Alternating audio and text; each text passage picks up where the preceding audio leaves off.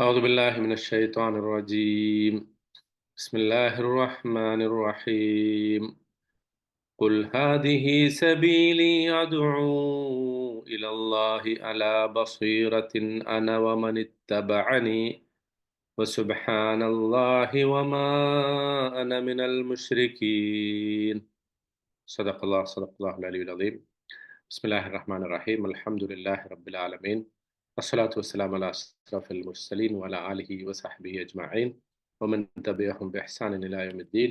إن أريد للإصلاح ما استطعت وما توفيقي إلا بالله عليه توكلت وإليه أنيب. رب اشرح لي صدري ويسر لي أمري واحلل عقدة من لساني يفقهوا قولي. ബഹുമാനരായ സഹോദരന്മാരെ, അസ്സലാമു അലൈക്കും വറഹ്മത്തുള്ളാഹി വബറകാതുഹു. അല്ലാഹു സുബ്ഹാനഹു തആല നമ്മുടെ ഈ ഒത്തുചേരൽ അവന്റെ മാർഗത്തിലെ സ്വാലിഹായ ഒരു അമലായി സ്വീകരിക്കുമാറാകട്ടെ. പരിശുദ്ധ ഖുർആൻ മനസ്സിലാക്കുകയും അത് ജീവിതത്തിൽ പകർത്തുകയും ചെയ്യുന്ന ആളുകളുടെ കൂട്ടത്തിൽ അള്ളാഹു നാം ഇവരെയും ഉൾപ്പെടുത്തി അനുഗ്രഹിക്കുമാറാകട്ടെ. ഇന്ന് നമ്മൾ പഠിക്കുന്നത് സൂറത്ത് യൂസുഫ് 108 ആയത്താണ്. ഈ 108 ആയത്ത് ഈ സ്റ്റോറി, യൂസുഫ് അലൈഹി ഇസ്ലാമയുടെ സ്റ്റോറി സംഗ്രഹിച്ചുകൊണ്ട്, അതിൻ്റെ കൺക്ലൂഡ് ചെയ്തുകൊണ്ട് അള്ളാഹു പറയുന്ന ഏറ്റവും ബ്യൂട്ടിഫുൾ ആയിട്ടുള്ള, ഏറ്റവും പ്രൊഫൗണ്ട് ആയിട്ടുള്ള ഒരു സ്റ്റേറ്റ്മെൻ്റ് ആണ്. അതിലൊരുപാട് ലെസൺസിൻ്റെ ഒരു പക്ഷേ ഈ ഒരൊറ്റ ക്ലാസ്സിൽ ചിലപ്പം ഈ 108 ആയത്ത് പൂർത്തിയാക്കാൻ പറ്റിക്കൊള്ളുന്നില്ല. നമുക്ക് ശ്രമിക്കാം. പറ്റുകയാണെങ്കിൽ അങ്ങനെ, അല്ലെങ്കിൽ 108ഉം 109ഉം കൂടി അടുത്ത ആഴ്ച നമുക്ക് എടുക്കാം ഇൻഷാ അല്ലാഹ്.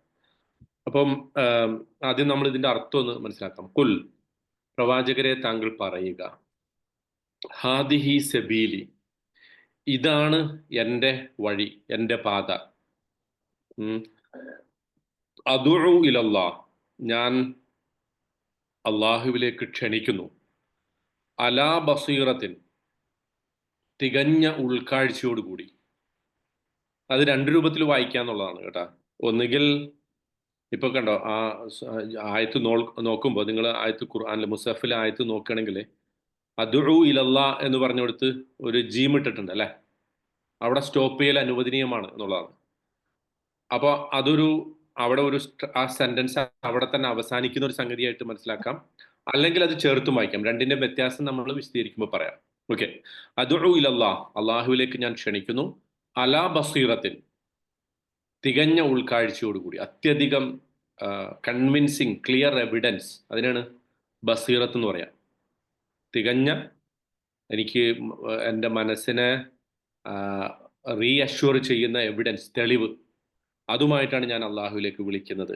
അന, ഞാനും, വമനിത്തബഅനി, എന്നെ പിൻപറ്റിയവരും, ഞാനും എന്നെ പിൻപറ്റിയവരും അള്ളാഹുവിലേക്ക് വിളിക്കുന്നത് തികഞ്ഞ ഉൾക്കാഴ്ചയോട് കൂടിയാണ്.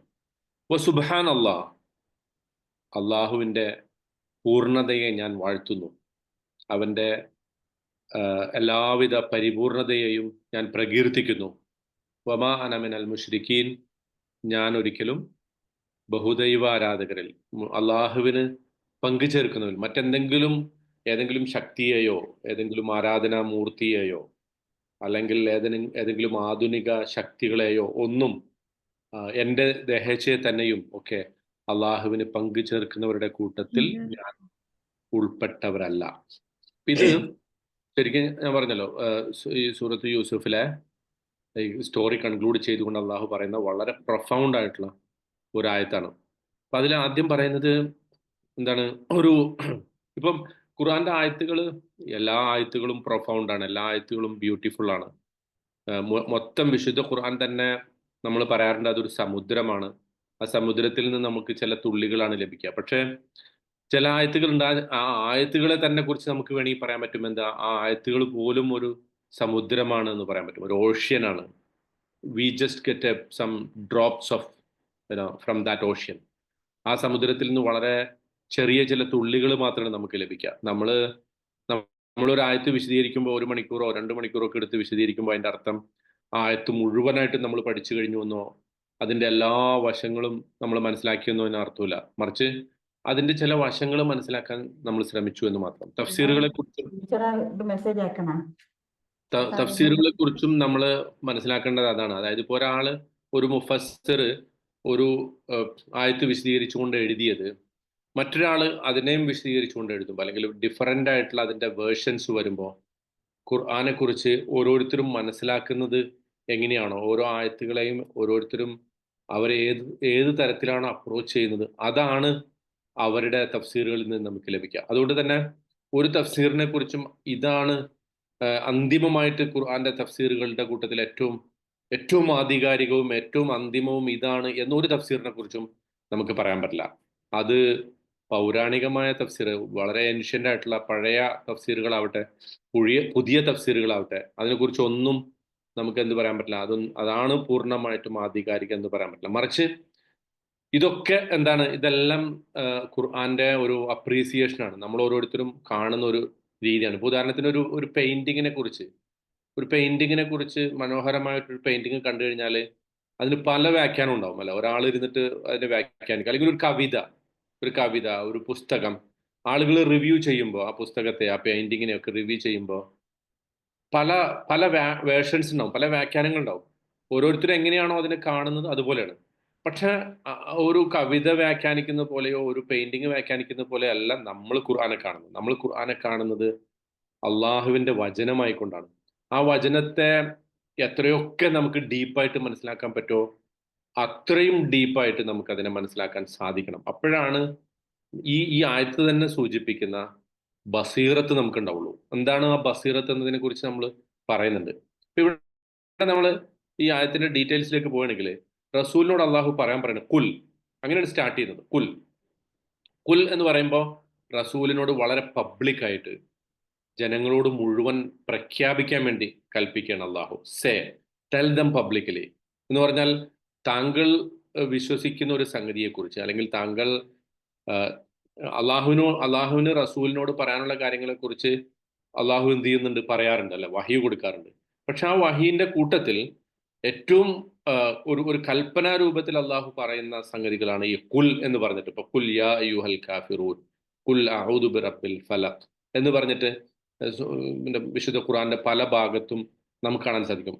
അതിനെന്തുണ്ട്, റസൂലിനോട് അള്ളാഹു കൽപ്പിക്കുന്നു, റസൂലിനോട് കൽപ്പിക്കുന്നതിലൂടെ നമ്മളോട് അള്ളാഹു കൽപ്പിക്കുന്നു എന്ന് പറഞ്ഞാൽ അത്രത്തോളം പ്രാധാന്യം അതിനുണ്ട്. അത്രത്തോളം ഒരു ഒരു ഒരു ഒരു വലിയ ഒരു പ്രധാനപ്പെട്ട സുപ്രധാനമായ ഒരു സംഗതിയാണ് പറയാൻ പോകുന്നത് എന്ന ഒരു സൂചന അക്കുൽ എന്ന് പറയുന്ന സംഗതിയുണ്ട്. അതായത് നമ്മള് റസൂല് പറയുന്നു, അത് ശരിക്കും ഒരു പ്രാർത്ഥനയല്ലേ കുൽ എന്ന് പറയുമ്പോൾ? പ്രാർത്ഥന എന്ന് പറയാൻ പറ്റില്ല. പ്രാർത്ഥനയ്ക്ക് വേറെ പിന്നെ മറ്റു പല രൂപങ്ങളിലാണ് അള്ളാഹു തന്നെ പറയാം. അവർ പറയുന്നു. ഇപ്പോൾ ഉദാഹരണത്തിന് പിന്നെ സൂറത്തുൽ ഫുർഖാനിലെ വയഖൂലൂന, അവർ പറയുന്നു എന്ന് പറഞ്ഞിട്ട് റബ്ബന സ്രിഫ് അന്ന അദാബ ജഹന്നം, അല്ലെങ്കിൽ വയഖൂലൂന റബ്ബന ഹബ് ലനാ മിൻ അസ്വാജിന. ചില സന്ദർഭങ്ങളിൽ കുൽ പറഞ്ഞിട്ട് പ്രാർത്ഥന പറഞ്ഞിട്ടുണ്ട്. പക്ഷേ എല്ലായ്പ്പോഴും കുൽ എന്നതിന് ശേഷമുള്ളത് പ്രാർത്ഥന അല്ല, മറിച്ച് അതൊരു വലിയ സ്റ്റേറ്റ്മെന്റ് ആണ്, ഒരു മാസീവായിട്ടുള്ള ഒരു ഫാക്ട് അള്ളാഹു പിന്നെ ജനങ്ങളോട് പ്രഖ്യാപിക്കാൻ വേണ്ടി റസൂലിനോട് അള്ളാഹു കൽപ്പിക്കുന്നുണ്ട്. ഇപ്പൊ ഇവിടെ നോക്കൂ, ഈ ഈ ഈ വഴി, ഹാദിഹി സബീലി, ഇതാണ് എൻ്റെ വഴി എന്ന് പറയുന്ന ഈ സംഗതി ഉണ്ടല്ലോ, അത് റസൂലിനോട് കൽപ്പിക്കാൻ അല്ലെങ്കിൽ ജനങ്ങളോട് പ്രഖ്യാപിക്കാൻ പറയണം. അതായത് ഞാനിപ്പോ ഈ പറയുന്ന സംഗതി എൻ്റെ ഒരു ചിന്തയിൽ നിന്ന്, അല്ലെങ്കിൽ എൻ്റെ ഒരു സ്വന്തം ഇഷ്ടപ്രകാരം ഞാൻ പറയുന്ന ഒരു സംഗതിയല്ല, മറിച്ച് അള്ളാഹു എന്നോട് കൽപ്പിച്ചത് കൊണ്ട് ഞാൻ പറയുന്ന ഒരു സംഗതിയാണ്. എന്ന് പറഞ്ഞാൽ ഈ പറയുന്ന സംഗതിയുടെ ഇത് നേരെ ആട്രിബ്യൂട്ട് ചെയ്യുന്നത് ആരിലേക്കാണ്? അള്ളാഹുവിലേക്കാണ്. അള്ളാഹുവിനെ കോട്ട് ചെയ്തിട്ടാണ് റസൂല് പറയുന്നത്. അതായത് ഇതൊരു ഡിവൈൻ അതോറിറ്റി, അള്ളാഹുവിന്റെ ഒരു പരമാധികാരത്തെ സ്ഥാപിച്ചുകൊണ്ട് റസൂല് പറയുന്ന ഒരു സംഗതിയാണ്. ഇത് എൻ്റെ വാക്കല്ല, ഹാദിഹി സബീലി, ഇത് എൻ്റെ വഴിയാണ് എന്ന് റസൂല് പറയുമ്പോൾ ഈ വഴി എൻ്റെതാണ് എന്ന് പ്രഖ്യാപിക്കാൻ എന്നോട് പറഞ്ഞത് ആരാ? അള്ളാഹുവാണ്. മനസ്സിലാവുണ്ടോ?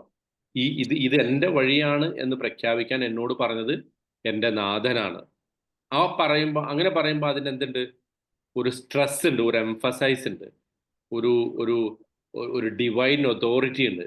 അള്ളാഹുവിന്റെ പക്കൽ നിന്നുള്ള ഒരു പരമാധികാരം അവിടെ നമുക്ക് ബോധ്യപ്പെടുക. എന്ന് പറഞ്ഞാൽ ഈ പാത എൻ്റേതാണ് എന്നത് അള്ളാഹു എനിക്ക് വളരെ ക്ലിയറായി നിശ്ചയിച്ചു തന്ന ഒരു സംഗതിയാണ് എന്ന ഒരു ആധികാരികമായ ഒരു വർത്തമാനമാണ് റസൂൽ സല്ലല്ലാഹു അലൈഹി വസല്ലം പറയുന്നത്. എന്ന് പറഞ്ഞാൽ ഇവിടെ നോക്കൂ, ഹാദിഹി സെബീലി, ഇത് എൻ്റെ വഴിയാണ് എന്ന് പറയുമ്പോൾ സാധാരണഗതിയിൽ റസൂല് റസൂല് പറയുന്നതൊക്കെ എല്ലാം അള്ളാഹുവിലേക്ക് ചേർത്തിട്ടാണ് പറയാ, അല്ലെ? സബീലില്ല, അല്ലെ? സബീലില്ല എന്നൊക്കെയാണ് പറയാ. പക്ഷെ ഇവിടെ അള്ള തന്നെ പറയാണ്, താങ്കൾ പറയണം അവരോട്, പ്രഖ്യാപിക്കണം അവരോട്, ഇതെന്റെ വഴിയാണ്. ഓക്കെ, ഈ ഈ വാ ഈ പാത്ത് ഓഫ് അള്ളാഹ്, സബീലുള്ള എന്ന് പറയുന്നത് ശരിക്കും ഇതിന്റെ ഓണർ ആരാണ്? അള്ളാഹുവാണ്. ഞാൻ ഈ ചലിക്കുന്ന വഴിയുടെ ഓണർ, അതായത് ഈ ഇസ്ലാം എന്ന് പറയുന്ന ഞാൻ ഉൾക്കൊണ്ടിരിക്കുന്ന ഈ ദീൻ, ഇതിന്റെ യഥാർത്ഥ ഓദർ ആരാണ്? ഇത് അള്ളാഹുവാണ്. ഇപ്പൊ ഇവിടെ നോക്കൂ, ഈ ശരിക്കും വളരെ അള്ളാഹു സുബ്ഹാനഹു തആല അങ്ങനെ പല സ്ഥലത്ത് റസൂലിനോട് പറഞ്ഞിട്ടുണ്ട്. ഇപ്പോ ഒരു ഒരു ഒരു ഒരു ഘട്ടത്തില് റസൂലിനോട് കൽപ്പിക്കുന്നു, കുൽ ഇൻകാന ലിർറഹ്മാനി വലദൻ, പറയുക റഹ്മാനായ കാരുണ്യവാനായ അള്ളാഹുവിന് ഒരു സന്താനം ഉണ്ടായിരുന്നുവെങ്കിൽ ഫഅന അവ്വലുൽ ആബിദീൻ, ഞാനാണ് അതിനെ ഒന്നാമതായി ആരാധിക്കുക. ഇത് ക്രിസ്ത്യാനികൾ ഈസാ നബിയെ അള്ളാഹുവിന്റെ മകനായിട്ട് പറഞ്ഞു, ജൂതന്മാരെ ഉസൈറിനെ അള്ളാഹുവിന്റെ മകനായിട്ട് പറഞ്ഞു. അപ്പം ഈ ആ ഒരു സന്ദർഭത്തിൽ റസൂലിനോട് പറയാൻ വേണ്ടി അള്ളാഹു കൽപ്പിക്കുകയാണ്, കുൽ ഇൻകാന ലിർറഹ്മാനി വലദൻ ഫഅന അവ്വലുൽ ആബിദീൻ. അങ്ങനെ ഒരു സംഗതി ഉണ്ടെങ്കിൽ, അങ്ങനെ അള്ളാഹുവിന് ഒരു സന്താനം ഉണ്ടെങ്കിൽ അതിന് ഒന്നാമതായിട്ട് ആരാധിക്കാൻ ഞാനാണ്. ഞാൻ ആ വാദത്തിന്റെ മെറിറ്റിലേക്കൊന്നല്ല പോകുന്നത്, മറിച്ച് അവിടെ അള്ളാഹു കൽപ്പിക്കുന്നത് ഒരു ബോൾഡ് സ്റ്റേറ്റ്മെന്റ് പറയാൻ വേണ്ടി പറയാണ്. അതായത് നിങ്ങൾ ഈ ആരാധിക്കുന്ന ദൈവപുത്രൻ എന്ന് വിളിക്കുന്ന സംഗതി അതെന്താണ്? വളരെ വലിയ മണ്ടത്തരമാണ്, അതൊരു തെറ്റായ ചിന്താഗതിയാണ്. ആ ചിന്താഗതി നിങ്ങൾ തിരുത്തണം എന്ന് പറയാൻ വേണ്ടിയിട്ടാണ് അള്ളാഹു അങ്ങനെ റസൂലിനോട് പറഞ്ഞത്. വേറെ പല സ്ഥലത്ത് അതിനെക്കുറിച്ച് പറഞ്ഞിട്ടുണ്ട്. അവർ പറയുന്ന മറ്റേ ക്രിസ്ത്യാനികൾ ഈ പറഞ്ഞ വാചകത്തെ കുറിച്ച് അള്ളാഹു പറഞ്ഞത് ആകാശഭൂമികൾ പൊട്ടിപ്പിളരുന്ന ഒരു വർത്താനമാണ് അവർ പറഞ്ഞത്, അന്ത ഔലിർ റഹ്മാനി വലദ, അല്ലെ? പക്ഷെ ഇവിടെ അങ്ങനെ ഒരു അള്ളാഹുവിനൊരു സന്താനം ഉണ്ടെങ്കിൽ ഞാനാണ് അവനെ ആദ്യമായി ഇബാദത്ത് ചെയ്യുന്ന ആളിൽ പെടുക എന്ന് പറയുന്ന സംഗതി ഒരു വലിയ സ്റ്റേറ്റ്മെന്റ് ആണ്. അതുപോലത്തെ ഒരു സ്റ്റേറ്റ്മെന്റ് ആണ് ഇവിടെ അള്ളാഹു പറയുന്നത്, ഹാദിഹി സബീലി, ഇത് എന്റെ വഴിയാണ് എന്ന് താങ്കൾ അവരോട് പറയണം. ഈ ദീൻ, അള്ളാഹുവിന്റെ ഈ ദീൻ, ആ സബീലിനെ കുറിച്ചുള്ള വിശദീകരണം നമ്മൾ പറയാം. പക്ഷെ അതിനുമുമ്പ് ഈ കുൽ എന്ന് പറയുന്നതാണ് നമ്മളിപ്പോ പറയുന്നത്. കുൽ എന്ന് എന്തുകൊണ്ട് റസൂലിനോട് അള്ളാഹു കൽപ്പിച്ചു, താങ്കൾ പറയണമെന്ന് പറഞ്ഞതിന്റെ ഉദ്ദേശം, this is a bold statement, this is a big statement, this is a very important statement. വളരെ പ്രധാനപ്പെട്ട, വളരെ വലിയ ഒരു പ്രഖ്യാപനമാണ് റസൂല് നടത്തുന്നത്. നിങ്ങളെ സംബന്ധിച്ചിടത്തോളം നിങ്ങൾ മനസ്സിലാക്കേണ്ടത്, ഞാൻ ഈ പാതയിൽ ഒറ്റയ്ക്ക് എങ്ങനെയോ എത്തിപ്പെട്ടു വന്നതല്ല, മറിച്ച് എൻ്റെ റബ്ബ് എന്നോട് കൽപ്പിച്ചിട്ട് ആ റബ്ബിന്റെ ശക്തിയോട് കൂടിയാണ് ഞാൻ ഇവിടെ നിൽക്കുന്നത്. മനസ്സിലായോ? അതായത് എനിക്കൊരു പിന്തുണയുണ്ട്, എൻ്റെ പിന്നിൽ ആരുണ്ട്? എൻ്റെ റബ്ബുണ്ട്.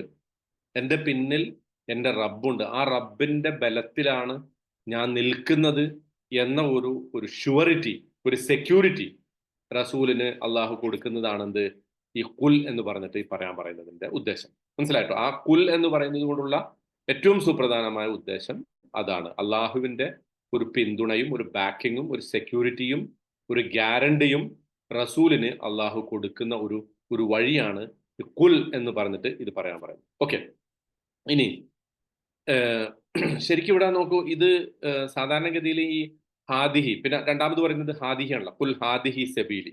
ഈ ഹാദിഹി എന്ന് പറയുമ്പോൾ സാധാരണഗതിയിൽ അതിന്റെ ഇസ്മുൽ ഇഷാറ എന്നാണ് അതിന് പറയാം. ഹാദ, ഹാദിഹി, ദാലിക, തിൽക്ക, ഇതൊക്കെ അറബിയിൽ പറയാം.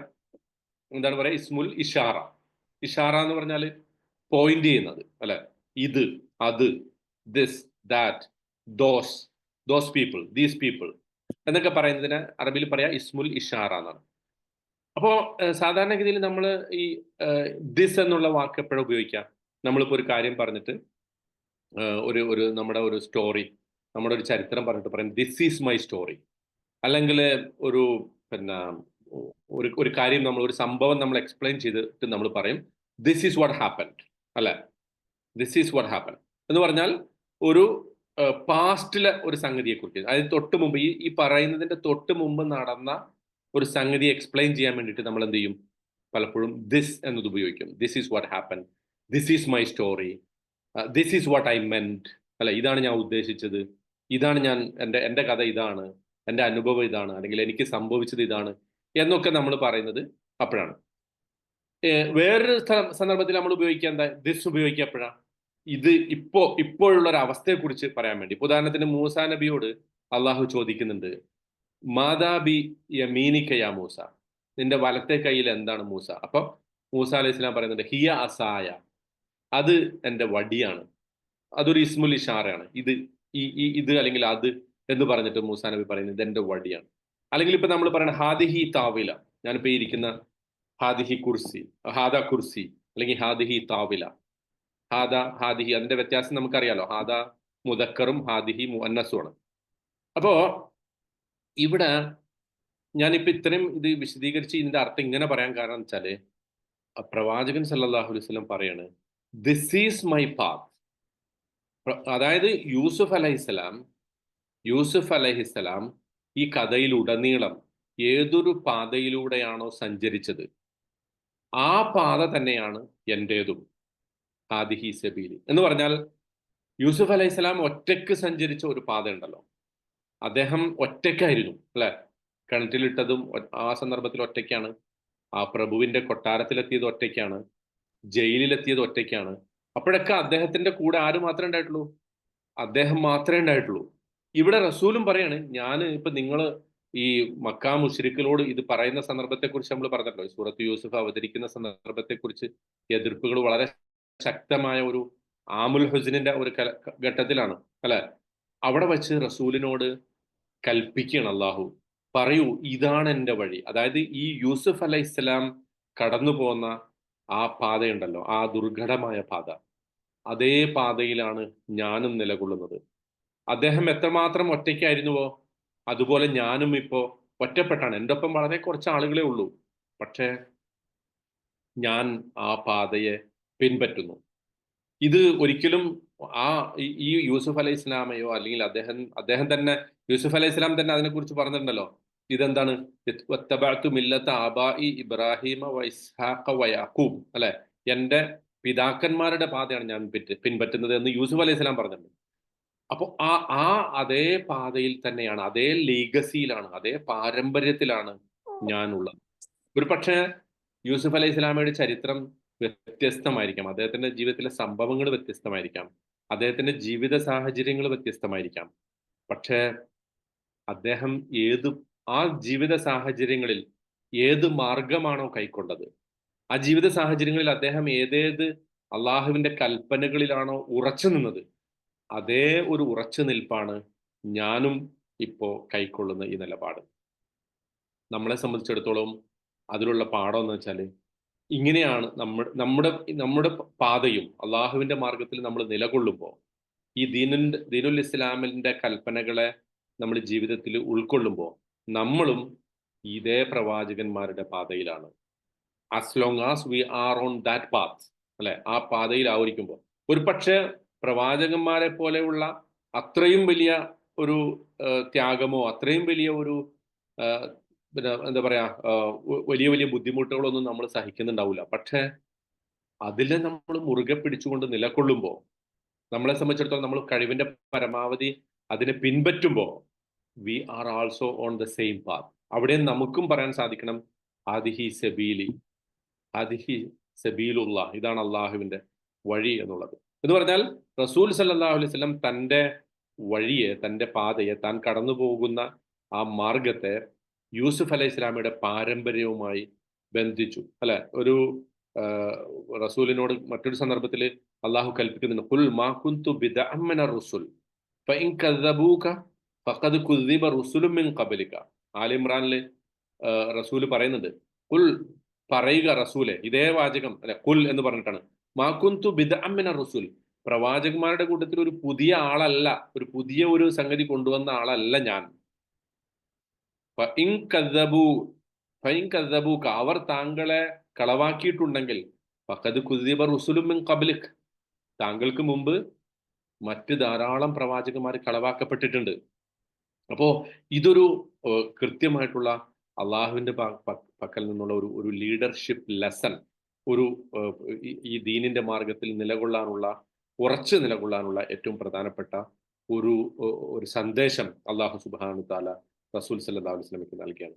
ഇതിനെക്കുറിച്ച് ഇമാം ഖുത്ബുർ റാസി, ഇമാം ഫഖ്റുദ്ദീൻ റാസി അല്ല, വേറൊരു റാസി ഉണ്ട്, ഖുത്ബുർ റാസി. അദ്ദേഹം അതിനെക്കുറിച്ച് പറഞ്ഞ ഈ സെബീല് എന്ന് പറയുന്നത് കൊണ്ട് ഉദ്ദേശിക്കുന്നത് അൽ ഹിൽമു വൽ വൽ ബസറു തഫറു, അതായത് ഇത് ഈ എന്റെ വഴി എന്ന് പറയുന്നത് ഹിൽമിന്റെ വഴിയാണ്, സഹനത്തിന്റെ, വിവേകത്തിന്റെ വഴിയാണ്.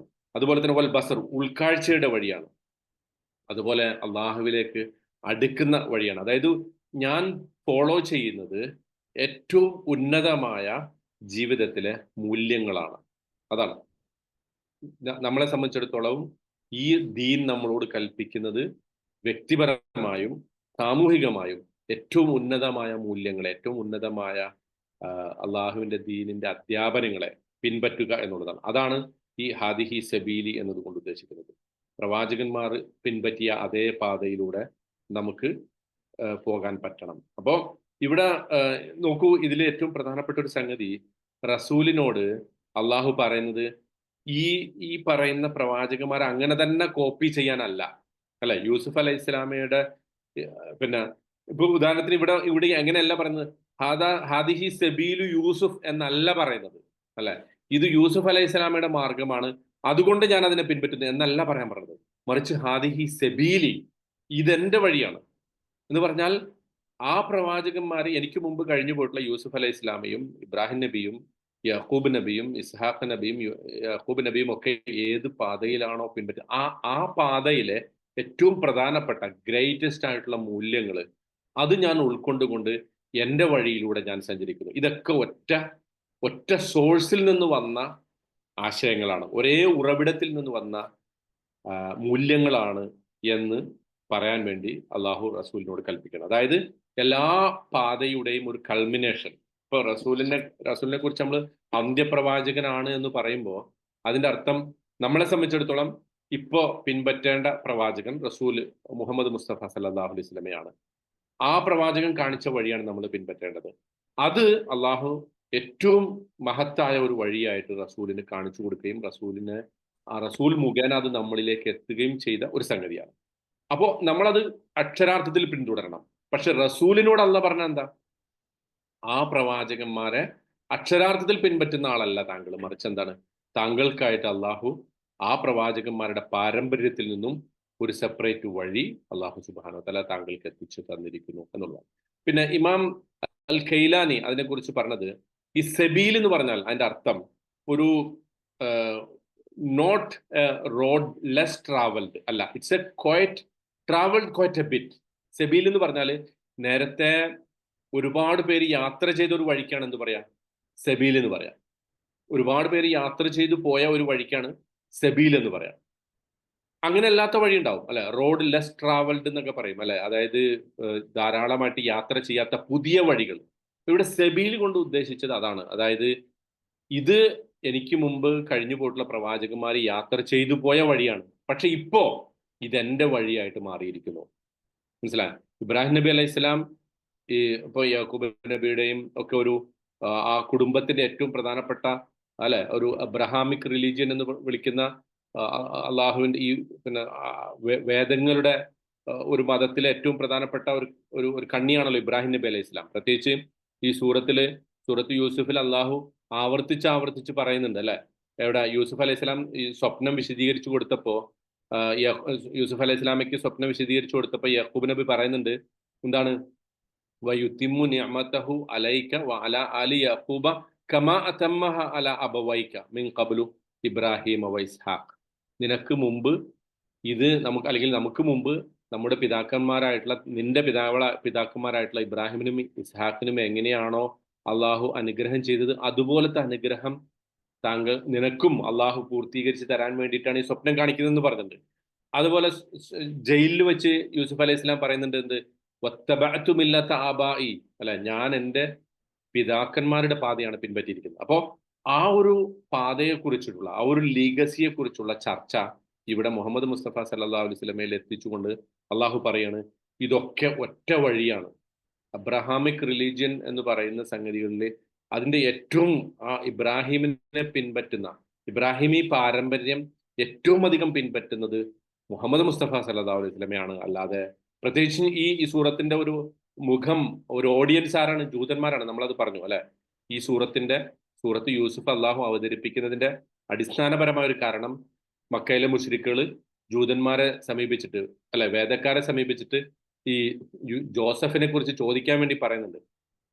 അപ്പോ അവർക്കുള്ള ഒരു മറുപടിയും കൂടിയായിട്ടാണ്, അല്ലെങ്കിൽ അവർക്ക് കൂടി ഉള്ള ഒരു കർശനമായ ഒരു താക്കീത് കൂടിയായിട്ടാണ് അള്ളാഹു പറയുന്നത്. നിങ്ങൾ അവകാശപ്പെടുന്ന ഒരു പാരമ്പര്യം ഉണ്ടല്ലോ, നിങ്ങൾ അവകാശപ്പെടുന്ന ഒരു അബ്രഹാമിക് ലീഗസി ഉണ്ട്. ആ അബ്രഹാമിക് ലീഗസി ഏറ്റവും കൂടുതൽ പിന്തുടരാൻ അർഹതപ്പെട്ടത് ഞാനാണ് എന്ന് റസൂല് പറയണം. അതാണ് ഹാദിഹി സെബീലി, ഇതാണ് എൻ്റെ വഴി എന്ന് റസൂല് പറയുമ്പോൾ ഉദ്ദേശിക്കുന്നത്. അതിലിപ്പോ നമ്മൾ നോക്കുമ്പോ യൂസുഫ് അലൈഹി ഇസ്ലാമയും പിന്നെ മുഹമ്മദ് നബി സല്ലല്ലാഹു അലൈഹി വസല്ലം ധാരാളം യൂസുഫ് അലൈഹി ഇസ്ലാമയും ഇബ്രാഹിം നബി അലൈഹി ഇസ്ലാമയും തമ്മിൽ ഒരുപാട് കോമണാലിറ്റീസ് ഉണ്ട് അല്ലെ, ഒരുപാട് പിന്നെ പൊതുവായിട്ടുള്ള സംഗതി ഉണ്ട്. ഉദാഹരണത്തിന് ഇബ്രാഹിം നബി അലൈഹി ഇസ്ലാം വീട്ടിൽ നിന്ന് പുറത്താക്കപ്പെട്ടു അല്ലെ, സ്വന്തം പിതാവ് അദ്ദേഹത്തെ പുറത്താക്കി. യൂസുഫ് അലൈഹി ഇസ്ലാമയെ സ്വന്തം സഹോദരന്മാര് വീട്ടിൽ നിന്ന് പുറത്തു കൊണ്ടുവന്നു അല്ലെ. എന്നിട്ട് ഒറ്റയ്ക്കാണ് ഇബ്രാഹിം നബി അലൈഹി ഇസ്ലാം സഞ്ചരിച്ചത്. അതുപോലെ യൂസുഫ് അലൈഹി ഇസ്ലാമയും ഒറ്റയ്ക്കാണ് സഞ്ചരിച്ചത്. ഇബ്രാഹിം നബി അലൈഹി ഇസ്ലാമയെ ഒരു വലിയ തീക്കുണ്ടാരത്തിലേക്ക് എറിഞ്ഞു. യൂസുഫ് അലൈഹി ഇസ്ലാം ഒരു പ്രലോഭനത്തിന്റെ ഒരു തീക്കുണ്ടാരത്തിലേക്ക് അദ്ദേഹത്തെ വലിച്ചെറിയപ്പെട്ടു. ആ സ്ത്രീ അല്ലെ, ഇമ്രാത്തുൽ അസീസ്, വലിയ പ്രലോഭനവുമായിട്ട് അദ്ദേഹത്തിന്റെ മുമ്പിൽ ഒരു ശരിക്കും വലിയൊരു തീക്കുണ്ടാരമാണ്. അപ്പൊ അങ്ങനെ നോക്കിക്കഴിഞ്ഞാൽ ധാരാളം കോമൺ സംഗതികൾ നമുക്ക് യൂസുഫ് അലൈഹി ഇസ്ലാമയുടെയും ഇബ്രാഹിം നബി അലൈഹി ഇസ്ലാമയുടെയും ജീവിതത്തിൽ കണ്ടെത്താൻ പറ്റും. അപ്പോൾ ഇബ്രാഹിം നബി അലൈഹി ഇസ്ലാം ഒരുപാട് അവിശ്വാസികളുടെ ഒരു സമൂഹത്തിലാണ് ജീവിച്ചത്. യൂസുഫ് അലൈഹി ഇസ്ലാമയും അങ്ങനെ തന്നെയാണ്. അദ്ദേഹത്തിന് ചുറ്റും അവിശ്വാസികളുടെ ഒരു സമൂഹമാണ് ഉണ്ടായിരുന്നത്. അപ്പൊ ആ വത്തബഅതു മില്ലത ആബാഇ ഇബ്രാഹിം എന്നത് വാസ്തവത്തിൽ ഒരു അതുകൊണ്ട് തന്നെയാണ് ഇബ്രാഹിം എന്നാണല്ലോ ആദ്യമായിട്ട് ഇവിടെ യൂസുഫ് അലൈഹി ഇസ്ലാം അത് പറഞ്ഞപ്പോൾ ശരിക്കും പറയേണ്ടത് എങ്ങനെ പറയേണ്ടത്? വത്തബഅതു മില്ലത ആബാഇ യാഖൂബ വ ഇസ്ഹാഖ വ ഇബ്രാഹിം എന്നാ പറയേണ്ടത് അല്ലെ. ഞാൻ എൻ്റെ പിതാവായിട്ടുള്ള യാക്കൂബ്, അദ്ദേഹത്തിന്റെ പിതാവായിട്ടുള്ള ഇസ്ഹാഖ്, പിന്നെ പിതാവായിട്ടുള്ള ഇബ്രാഹിം, ആ പാത പിൻപറ്റുന്നു. പക്ഷെ അത് പറയാതെ ആ റിവേഴ്സ് ഓർഡറിലാണ് യൂസുഫ് അലൈഹി ഇസ്ലാം പറയുന്നത് ആ ജയിലിൽ വെച്ച്. അതെന്തുകൊണ്ടാ? കാരണം എനിക്ക് എൻ്റെ ഈ വഴി ഏറ്റവും അധികം കണക്ട് ചെയ്ത് നിൽക്കുന്നത് ഇബ്രാഹിം നബി അലൈഹി ഇസ്ലാമയുടെ ജീവിതവുമായിട്ടാണ്. അതേ ഒരു സംഗതിയാണ് മുഹമ്മദ് മുസ്തഫ സല്ലല്ലാഹു അലൈഹി വസല്ലമയും തൻ്റെ ഒരു പിന്നെ തൻ്റെ ഒരു പാരമ്പര്യവുമായിട്ട് എടുത്തു പറയുന്നത് അതാണ്. എനിക്കും ആ ഒരു കണക്ഷൻ ഉണ്ട്. I have a deeper connection to Yusuf and Ibrahim. പ്രവാചകൻ സല്ലല്ലാഹു അലൈഹി വസല്ലം ആവർത്തിച്ച് പറയുന്ന ഒരു സംഗതിയാണ് ഹാദിഹി സെബീലി എന്ന് പറയുമ്പോൾ എൻ്റെ ഈ വഴിയും ഇബ്രാഹിം നബി അലൈഹി ഇസ്ലാമയും യൂസുഫ് അലൈഹി ഇസ്ലാമയുമായിട്ടും കണക്ട് ചെയ്തിരിക്കുന്നു. ഞങ്ങൾ ഒറ്റപ്പെട്ട പ്രവാചകന്മാരല്ല, ഓരോരുത്തരും സെപ്പറേറ്റ് പ്രവാചകന്മാരല്ല, മറിച്ച് നമ്മളെ സംബന്ധിച്ചിടത്തോളം ഒരേ ഒരു പാതയിൽ ചിന്തിക്കുന്ന, ഒരേ ഒരു പാതയിൽ ചലിക്കുന്ന ഒരു സംഗതിയാണ്. ഇവിടെ നമ്മൾ നോക്കേണ്ടത് ഇപ്പോഴത്തെ കാലഘട്ടത്തിൽ നമ്മൾ ചിന്തിക്കുമ്പോൾ മുസ്ലിങ്ങൾ ന്യൂനപക്ഷമായിട്ടുള്ള പ്രദേശം, ഉദാഹരണത്തിന് ഇന്ത്യ അല്ലെങ്കിൽ യൂറോപ്പ്, അമേരിക്ക, അവിടെയൊക്കെ നമുക്ക് പലപ്പോഴും എന്താ സംഭവിക്കുക, നമ്മുടെ ആളുകൾക്ക് ഒരു പ്രത്യേക ഫീലിംഗ് ആണ്. ഒരു മുസ്ലിം ഭൂരിപക്ഷ പ്രദേശമായിട്ട് ഇപ്പൊ നമ്മളിപ്പോ ഖത്തറിൽ ജീവിക്കുന്നു, അല്ലെങ്കിൽ മുസ്ലിങ്ങൾ ഭൂരിപക്ഷമായിട്ടുള്ള ഗൾഫ് നാടുകളിൽ ജീവിക്കുന്ന അതേ ഒരു ഫീലിംഗ് അല്ല നമ്മൾ മുസ്ലിങ്ങൾ വളരെ ന്യൂനപക്ഷമായിട്ടുള്ള ഒരു സ്ഥലത്ത് നമ്മൾ ജീവിക്കാം. അവിടെ നമ്മൾ ഇബ്രാഹിം നബി അലൈഹി ഇസ്ലാം ജീവിച്ച പോലെ ജീവിക്കേണ്ടി വരും. ഉദാഹരണത്തിന് നമ്മൾ നോർത്ത് ഇന്ത്യയിലൊക്കെ പോയി കഴിഞ്ഞാൽ മുസ്ലിങ്ങൾ വളരെ ചുരുങ്ങിയ ന്യൂനപക്ഷമുള്ള ഒരു സ്ഥലത്ത് വളരെ ഒറ്റപ്പെട്ട ഒരു ജീവിതം അവർക്ക് നയിക്കേണ്ടി വരും. അവിടെ അല്ലെങ്കിൽ ഇപ്പൊ യൂറോപ്പില് ഒരുപാട് സ്ഥലത്ത് പള്ളികളും ഒക്കെ ഉണ്ടെങ്കിലും, ഇപ്പൊ ന്യൂസിലൻഡ്, ഓസ്ട്രേലിയ, അവിടെയൊക്കെ മുസ്ലിങ്ങളുണ്ട് അല്ലെ, UK. പക്ഷെ പലയിടത്തും ഒറ്റപ്പെട്ട അവസ്ഥയിൽ ജീവിക്കുന്ന മുസ്ലിങ്ങൾ ഉണ്ടാവും. ആ മുസ്ലിങ്ങളെ സംബന്ധിച്ചിടത്തോളം അവർക്ക് പിൻപറ്റാൻ പറ്റുന്ന, അല്ലെങ്കിൽ അവരെ സംബന്ധിച്ചിടത്തോളം അവർക്ക് ഒരു അഭിമാനബോധം നൽകുന്ന ഒരു വർത്തമാനമാണ് അള്ളാഹു ഇവിടെ പറയുന്നത്, ഹാദിഹി സെബീലി. ഏതുപോലെ റസൂൽ സല്ലല്ലാഹു അലൈഹി വസല്ലമയ്ക്ക് ഒരു ഘട്ടത്തിൽ ഫീൽ ചെയ്തതുപോലെ, റസൂലിന്റെ ഒപ്പം വളരെ വിരലിൽ എണ്ണാവുന്ന ആളുകൾ മാത്രം ഉണ്ടായിരുന്ന ഒരു കാലഘട്ടം ഉണ്ടായിട്ടുണ്ട് അല്ലെ. യൂസുഫ് അലൈഹി ഇസ്ലാമ ജയിലിൽ പോകുമ്പോൾ അദ്ദേഹം മാത്രമേ വിശ്വാസിയായിട്ടുള്ളൂ, അല്ലെ? ആ വിശ്വാസത്തിൽ ഉറച്ചു നിന്നിട്ടാണ് ജയിലാളികൾക്ക് അല്ലെങ്കിൽ ജയിൽവാസികൾക്ക് അദ്ദേഹം ദഅവത്ത് കൊടുക്കുന്നത്. അവസാനം സ്വപ്നം വ്യാഖ്യാനിച്ചിട്ട് രാജാവിനും കൂട്ടർക്കും ഈ ദീനിന്റെ പ്രബോധനം എത്തിക്കുന്നത് ഒറ്റയ്ക്കാണ്. ഇബ്രാഹിം നബി അലൈഹി സ്വലാം അതുപോലെയായിരുന്നു. സ്വന്തം പിതാവ് പോലും എതിർത്തോടത്ത് നിന്നാണ് അദ്ദേഹം ഇറങ്ങി പുറപ്പെടുന്നത്.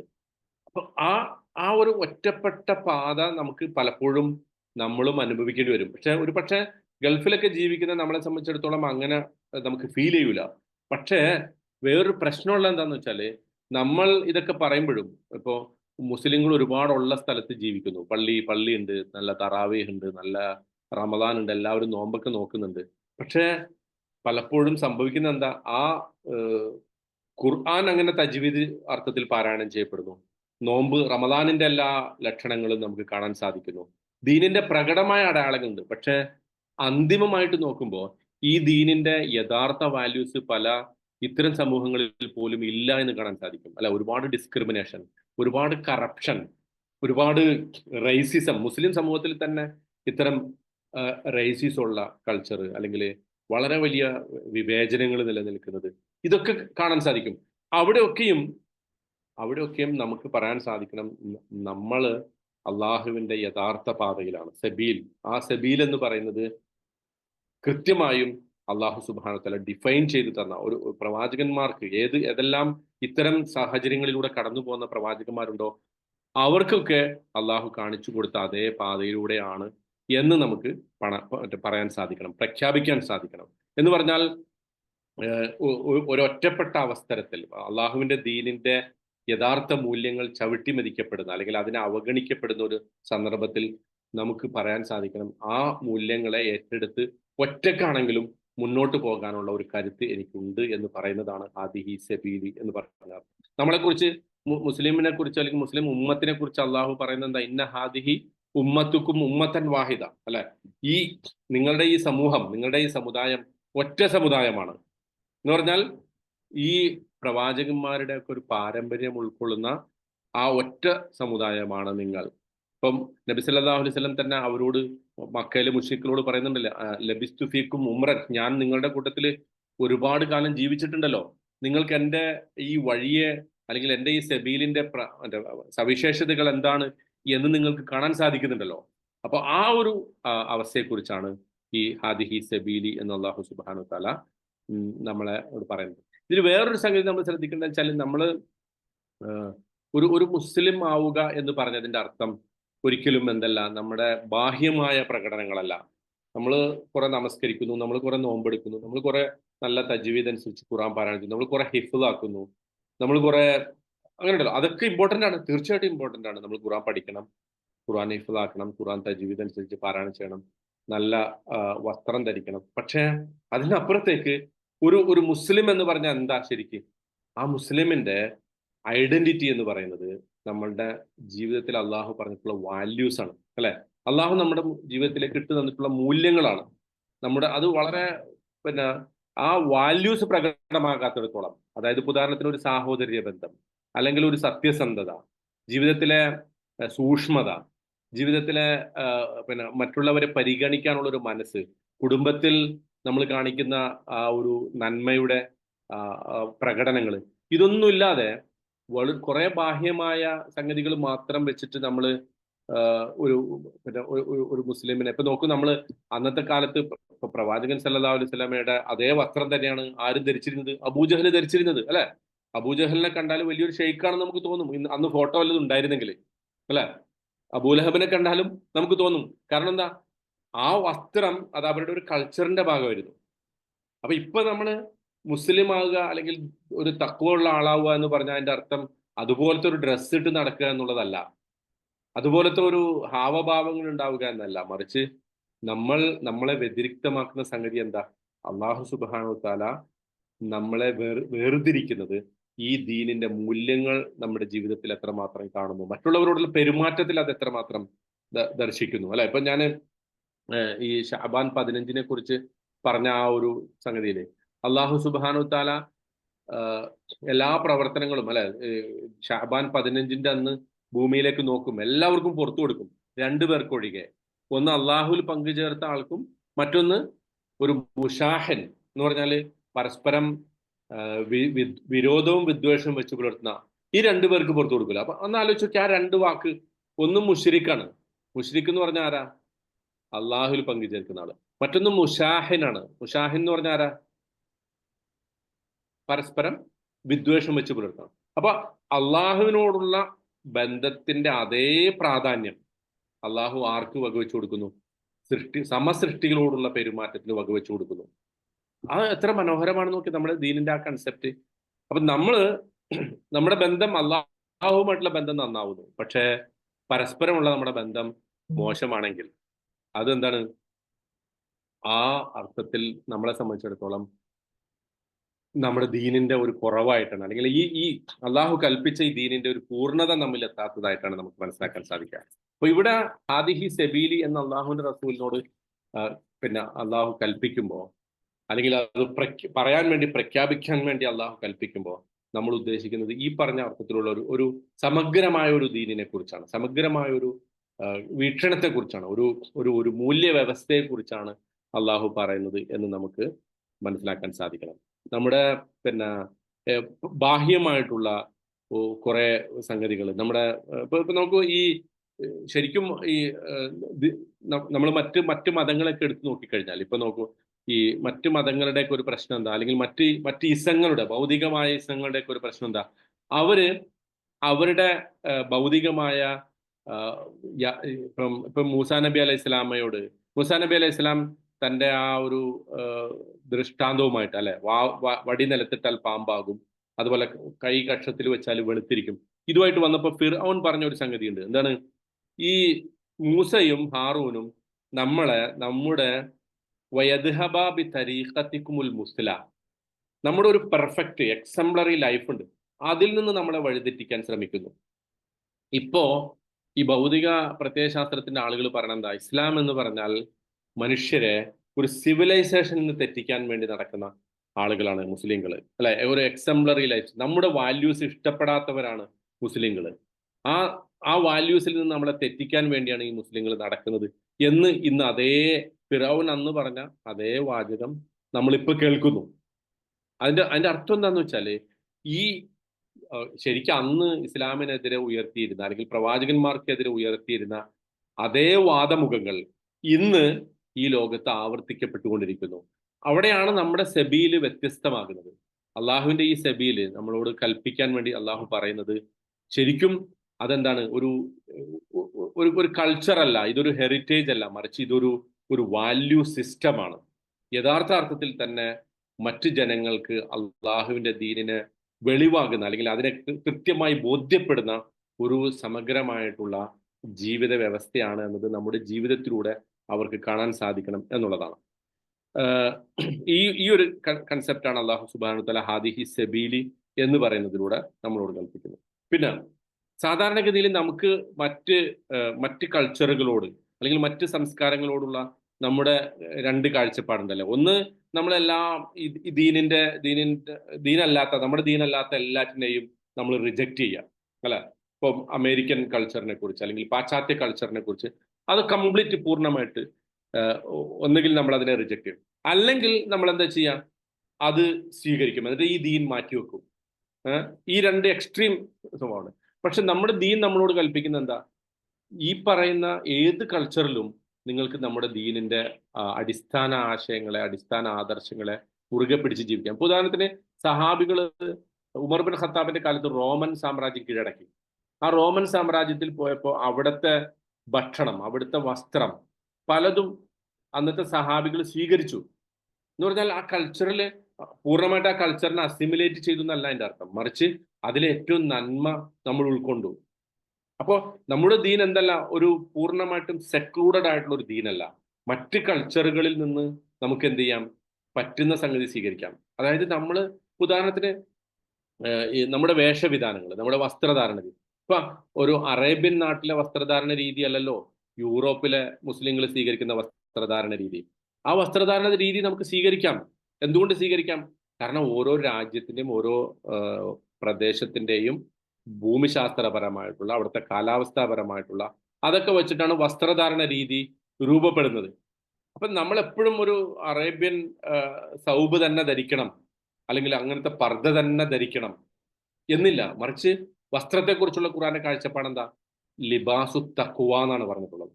തഖ്വയ്ക്ക് നമ്മളെ പ്രേരിപ്പിക്കുന്ന വസ്ത്രധാരണമായിരിക്കണം. അത് സ്ത്രീകളുടേതായാലും പുരുഷന്മാരുടേതായാലും. കറുത്ത വസ്ത്രം തന്നെ സ്ത്രീകൾ ധരിക്കണം എന്ന് എവിടെയെങ്കിലും പറയുന്നുണ്ടോ?